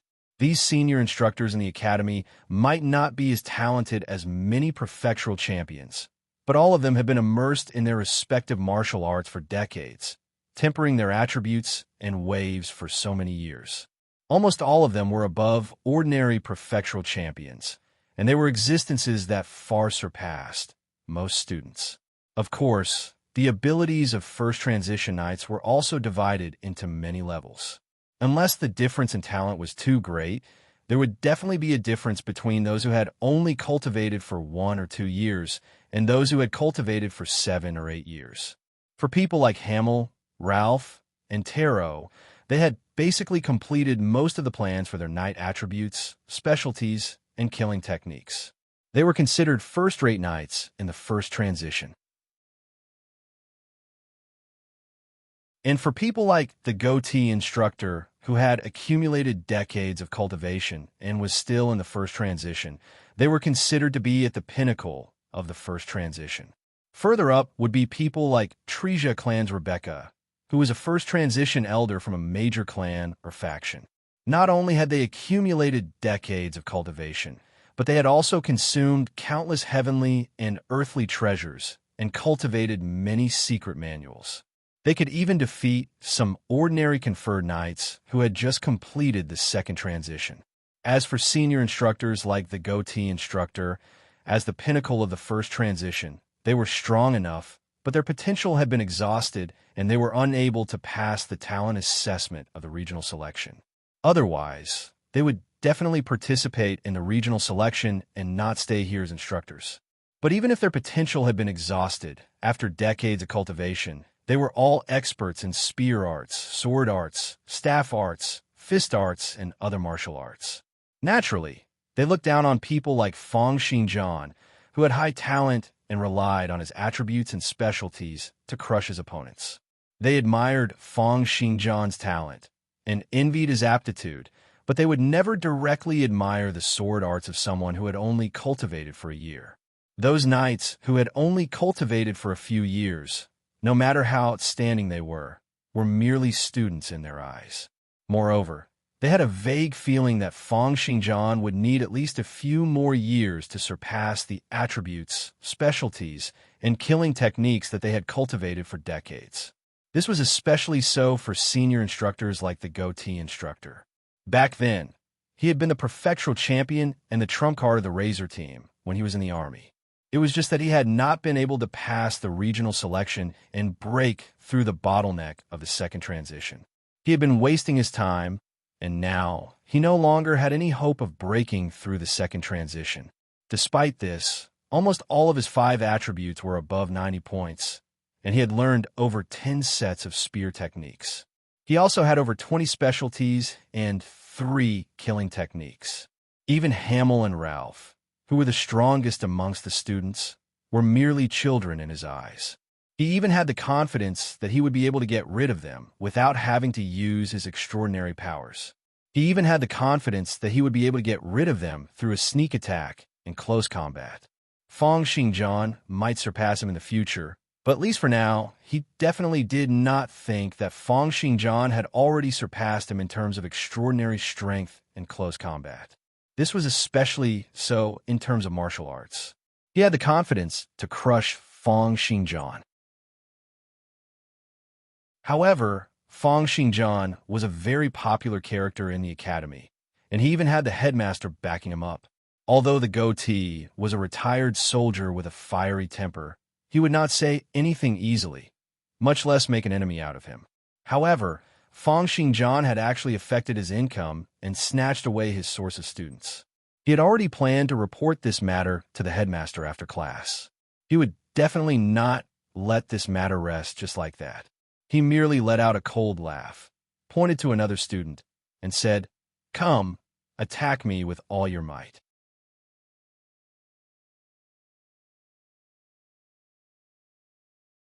Chapter 117. A horseman holding a spear nodded. His entire body suddenly sprinted as if he was riding on a horse. A huge momentum gathered from his hands and feet to the spear in his hand. Like a meteor of lightning and fire, it pierced towards the goatee in a perfectly straight line. However, the spear in the goatee instructor's hand was like a flower blooming.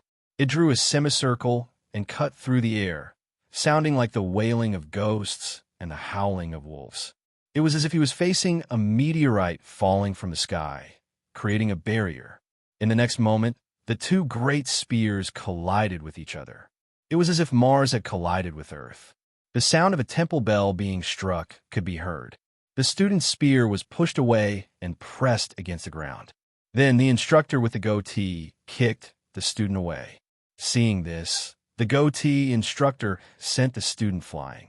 "Bastard," he said angrily.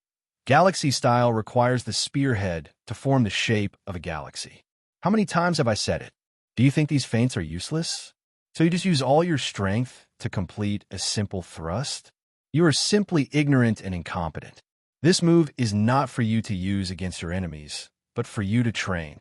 If you can form a true myriad stars, 9 flashes of cold light, then it means that you have grasped the great dragon of the spear.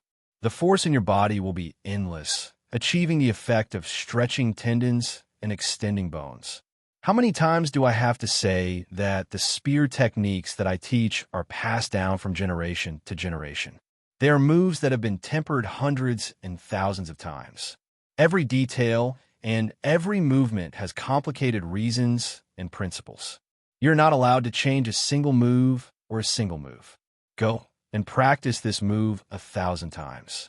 If you don't finish practicing, you're not allowed to leave today." Although the student was a little afraid, he still plucked up his courage and said, "Instructor, when I went to listen to Feng Xingjian's lecture, he told me that moves with a form and trace are low-tier moves, while high-tier moves require the mind to move first. Only when the mind moves will the body move. When practicing martial arts, the movements must be standard. This is to build the foundation. However, for people like us who have practiced martial arts for a long time, after all the standard movements are in place, we should slowly correct our mistakes and change our stance bit by bit. This was because everyone's body was different. Therefore, when using a move, whether it was for exerting strength in battle or for exercising one's health, it should be different according to one's own situation. Only by calming down the spirit and thrusting the spear out of inspiration can one use the mind to move the chi and blood, subdue the chi and blood in the body, and the great strength in the organs. There is no need to deliberately pursue the subtle differences in the moves. His words made a lot of sense, and even the students at the side were secretly nodding their heads, thinking that it made a lot of sense. However, the goateed instructor glared at him like 2 light bulbs. With a face full of anger, he said, All right. It's Feng Xingjian again. Do you mean to say that when he gives pointers on spear techniques, he can give pointers to me? The student was shocked and immediately lowered his head. Student doesn't dare. Actually, he had no intention of giving pointers to the instructor with the goatee.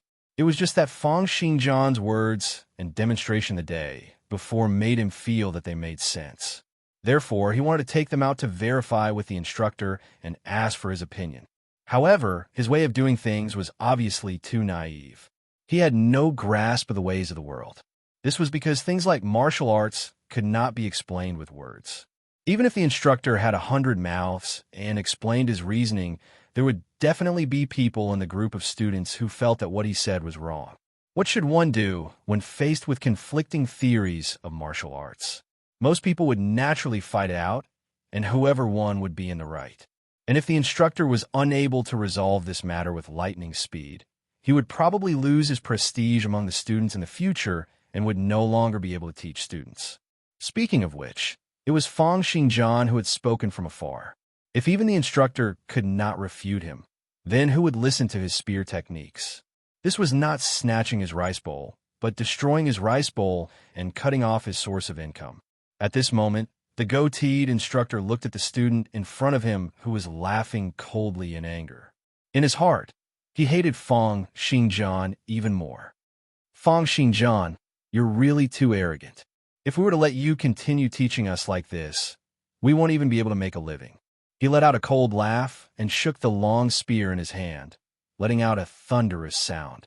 Fine, if you think that what Fang Xingjian said makes sense, then I'll go and have a spar with him right now. Let's see if he's right or if I'm in the right. This instructor was really someone with a fiery temper. Carrying a large spear on his shoulder, he raised his head and left, running like the wind towards where Fang Xingjian was at. In an instant, the remaining students burst into an uproar. Teacher Zade wants to fight with Fang Xingjian? Quick, go and watch. We definitely can't miss out on such a battle. That's right. Cursed Royal Knight Academy's #1 spear arts instructor against a windstorm sword hero who had challenged 6 prefectural champions in a row. Just the thought of such a battle made everyone's blood boil. Both of them were first transition knights whose attacks surpassed the speed of sound. Their sword arts and spear arts were extremely profound, and their abilities were above that of Hamel and the others. How exciting would such a battle be? Thinking of this, everyone present could not wait and ran towards the reflection chamber. On the other side, outside the confinement room, over 10 student knights were practicing different moves on the lawn. From time to time, a stream of sword chi would shoot out from the window of the confinement room and strike them, correcting their movements. And the one who attracted the most attention was Lilia, who was standing at the very front, brandishing her great sword. The tip of the young lady's nose was filled with perspiration, her ponytail bouncing with each swing of her sword. Her long, straight, and muscular legs continued to unleash a powerful force, creating many depressions in the ground. The young lady who was exercising was filled with a different kind of charm, attracting the gazes of many male knights. However, at the next moment, the earth suddenly seemed to tremble. Dust and grass danced in the air several hundred meters away, as if there were 10,000 horses galloping or countless beasts charging over. That majestic aura and terrifying prowess were reflected in the hearts of everyone present. They could not help but stop what they were doing and look in the direction of the newcomer with full vigilance. In the next moment, a silhouette shot over like a sharp arrow. There were no strange footwork, nor were there any excessive moves. He just moved in a straight line, step by step, but at an unparalleled speed. In the blink of an eye, he had appeared before everyone. It was the Knight Academy's #1 spear arts instructor, Zade. Just him and his spear alone had the aura of 10,000 horses galloping. If such a person were to be in ancient China, he would be a match for 10,000 men, an existence akin to a god in the army. Throwing a cold glance at everyone, Zade let out a low bellow. His lungs moved, his throat trembled, and sound waves gushed out. Oomph, a foul atmosphere. Fang Xingjian, come out. Ferdinand frowned, smiled, and said, Teacher Zade, why have you come? Xinjiang is currently in confinement and can't come out for now. Zade's seniority was very high, and his spear arts were top-notch amongst those in the first transition. He had even guided Ferdinand in spear arts when he was young. This let Ferdinand know how difficult it was to get along with him. Zade glanced at him coldly, then assessed the people who were still cultivating. He let out a cold snort and said, "Ferdinand, it's not the place for a junior like you to speak here. Where's Fang Xinjiang? I heard that he has an opinion about my spear arts teaching. Then I'll have to have a good chat with him." Ferdinand's heart sank. Just as he was thinking of how to appease Zade, Fang Xinjiang's voice rang out from the stone house. "I wonder how teacher Zade wishes to have an exchange." Zade let out a cold laugh, sweeping the great spear in his hand. It was like a sharp sword that could slice through gold and jade, slashing through the air and creating a circle with a diameter of 5 meters on the ground. Pointing the tip of his spear at the circle, Zade said, "An exchange of spear arts would naturally be a contest of spears. Both you and I will stand in this circle, and each of us will wield our spears and stab each other. Whoever is stabbed to death or escapes from the circle will be considered the loser. Fang Xinjiang, if you lose, you'll have to admit that your spear arts are beneath mine. You're not allowed to mislead the students and teach any other student spear arts."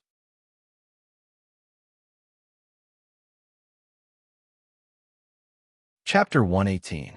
The moment Zade said this, it immediately caused a commotion among the students present. As an experienced instructor in the academy, there was no need to doubt Zade's abilities.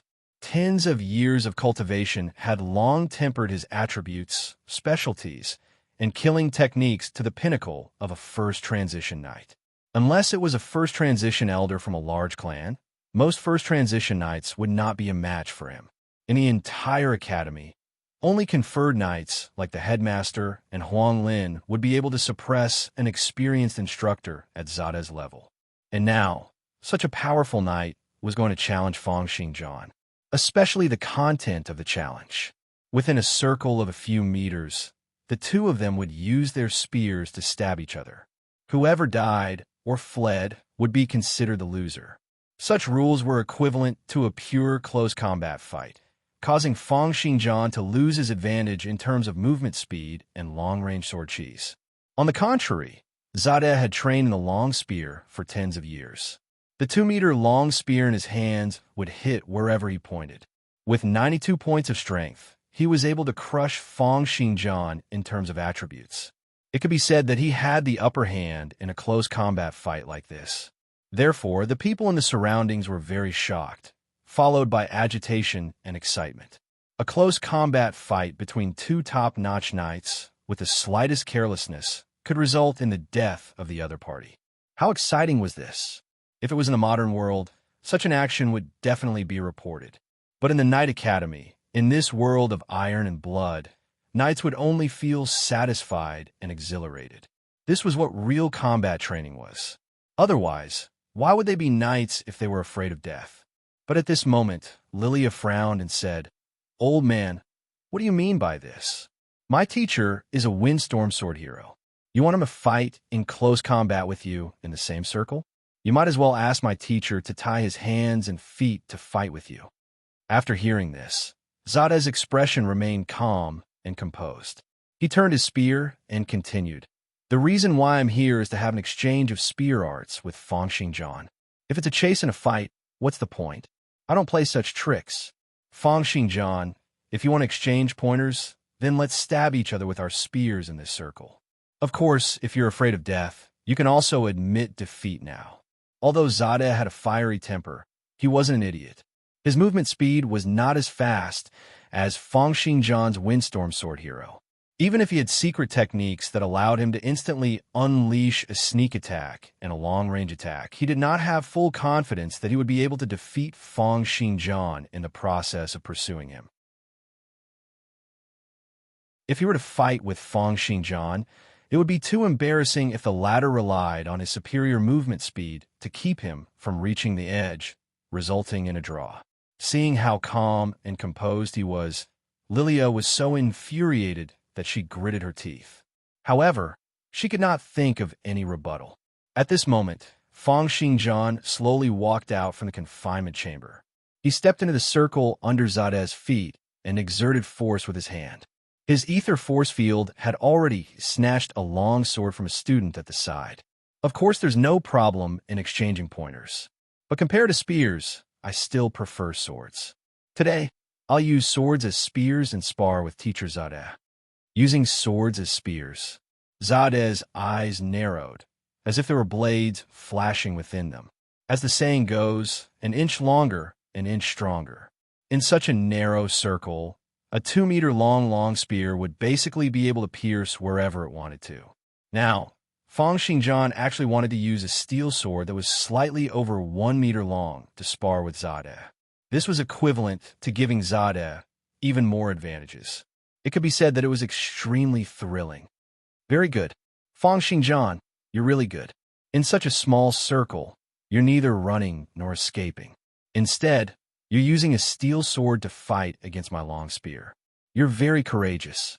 As long as you don't die, your achievements in the future will definitely be greater than what I've imagined.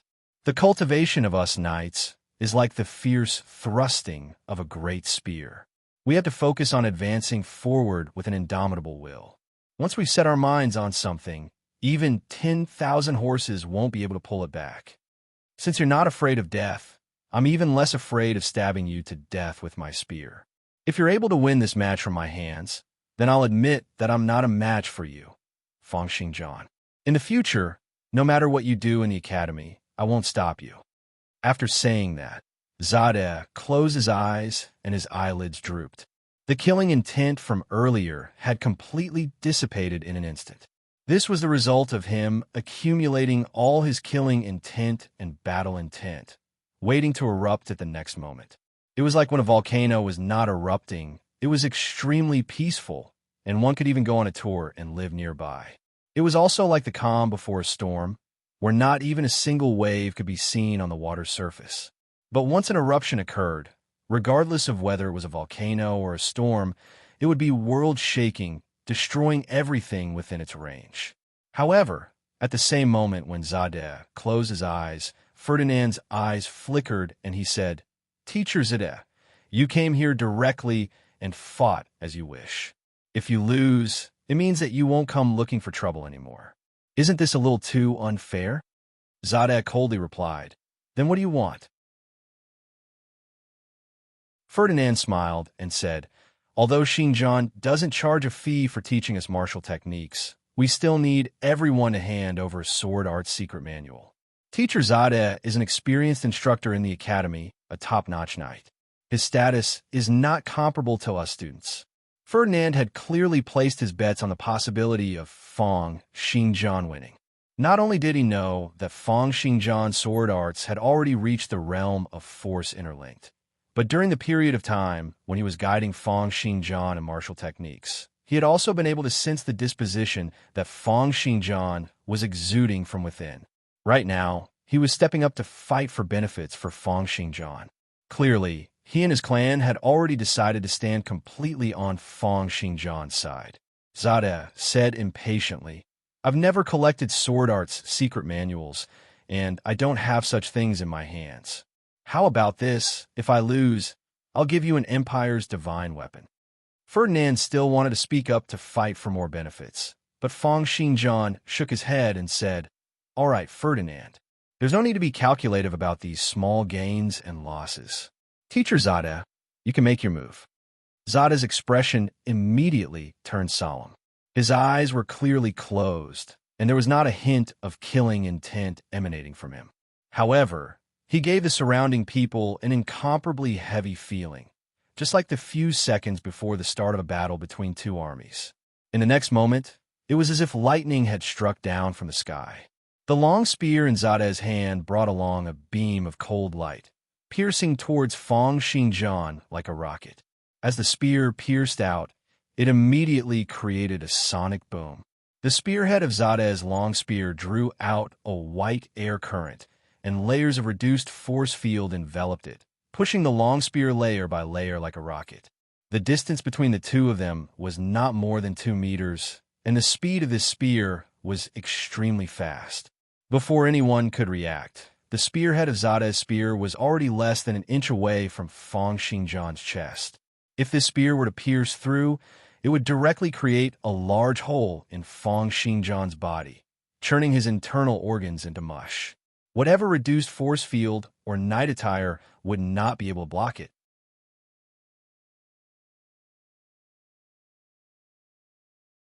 Chapter 119. The thrust of Zada's spear was completely propelled by his physical body and the reduced force field. Although there weren't any special effects of extraordinary strength, it was still extremely ferocious. Especially at such a short distance, it was an extremely thrilling experience. Facing this extremely ferocious attack, even Fang Xingjian could feel a sharp aura gushing towards him. His nerves tensed up as a sense of the threat of death filled his brain. It could be said that this was the only battle that could truly give Fang Xingjian the feeling of death after so many exchanges in the academy. It could be seen how ferocious and sharp Zada's spear arts were. However, Fang Xingjian's speed was unparalleled, and he had even comprehended the unparalleled sword intent. How could not be able to receive a single spear attack from Zada? Sword light flashed continuously, as if there were 7 beams of light shooting towards Zada's spear. 7 points of force were directly broken, and Zada immediately felt that his spear's prowess was obstructed. To be able to see through the flaws of his spear arts in an instant, and even use a long sword to attack the flaws. How precise was his vision and sword arts? Zada's eyes turned sharper by several folds, as if streams of cold light were about to leap out from them. With the spear in his hand obstructed, he no longer pierced forward. Instead, he followed the direction where the spear was struck, and the tip of the spear drew a trajectory akin to a shooting star, slashing towards Fang Xingjian's lower abdomen. Not only was the tip of the spear not affected by the obstructed spear earlier, but it continued to attack along with the force, displaying Zada's standard of controlling the spear as he willed it. With this slash, the two forces mixed together, it was sufficient to slash apart the lower half of Fang Xingjian's body and pull out his large intestines. Faced with this vicious attack, Fang Xingjian was neither hurried nor slow. His body retreated, and at the same time his long sword tapped on the spear's shaft and then pressed down abruptly. With the sword pressing down, not only did it press down on the spear's weakest point, but it also had the power of mount-high pressing down. Within a short distance, the air exploded, letting out crackling sounds. In the time it took for sparks to fly off a flint, the spear and sword clashed, letting out thunderous sounds. The speed and strength were so strong that a series of sparks were created on the two weapons. Fang Xingjian had relied on the unparalleled sword intent and his unparalleled speed to attack his opponent's flaws, dispersing Zada's spear arts. Zada's eyes narrowed even more. Looking at the long sword that was pressing down on his spear, he did not circulate his strength to resist.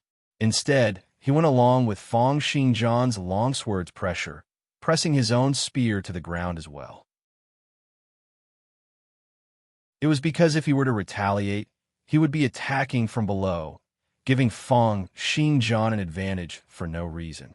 Instead, if he were to continue pressing down, he would be able to turn a losing move into a killing move with the help of the long spear's rebound force.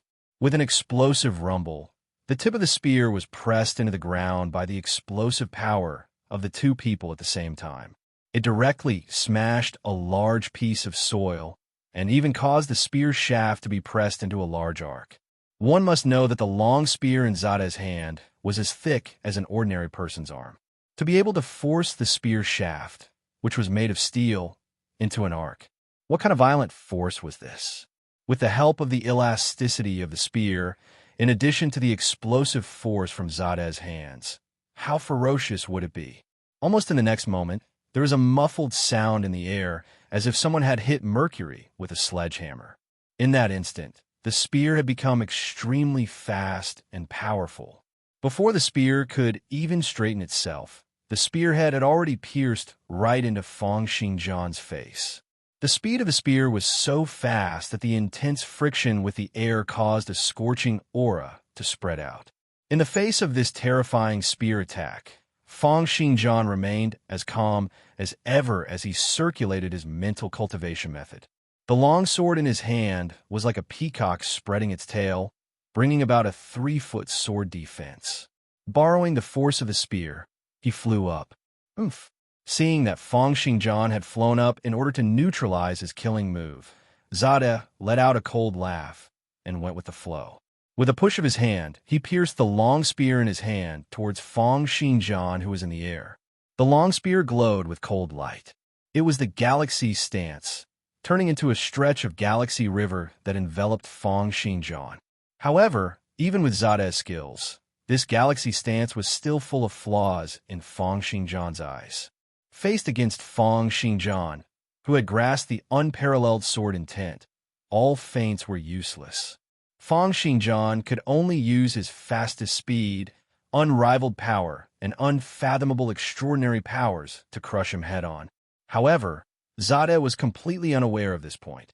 He only heard a series of loud, clanging sounds, and countless sparks flashed continuously on the weapons of the two combatants. Fang Xingjian and Zade fought each other with speed. Regardless of whether it was the long spear or the steel sword, both of their speeds were getting faster and faster. In a short span of over 10 seconds, they had already turned into a stretch of black afterimages. Regardless of whether it was the long spear or the steel sword, both of them had already broken through the speed of sound.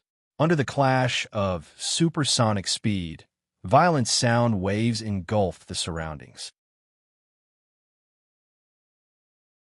The surrounding knights could only feel that every time the spear and sword clashed, there was a huge hammer smashing down on their brains. Most of the knights had no choice but to cover their ears and retreat, only feeling better after they were tens of meters away. Meanwhile, the battle between the two combatants in the circle had already reached its climax. The great spear in Zade's hand was like a black bolt of lightning, roaming around the entire area, filling up every inch of space in the circle. As for Fang Xingjian, he was like an omnipresent air current, continuously striking out with his long spear. Time and time again, he made use of the flaws in his opponent's moves, defeating the strong with the weak, using speed to counter the slow, neutralizing his opponent's attacks.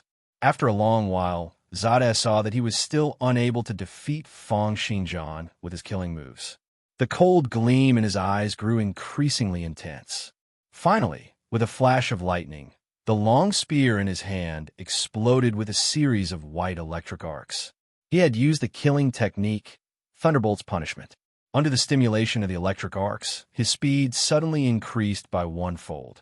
His long spear brought about a series of electric sparks, slashing towards Fang Xingjian like a chain of lightning.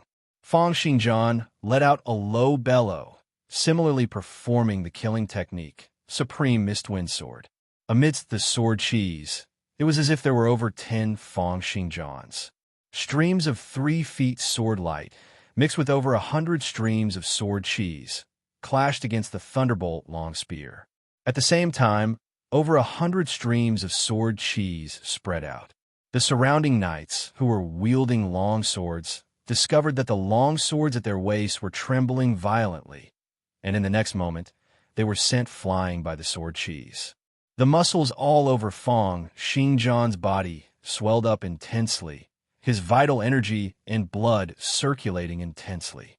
The long sword in his hand brought about a 3 feet sword light, moving in an extremely graceful trajectory, piercing towards the flaws in Zade's Thunderbolt killing technique.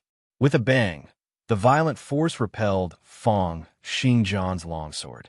However, the next sword attack, which was sent flying by the sword cheese, had once again struck onto Zade's long spear. Following that, Fang Xingjian stabbed out again and again.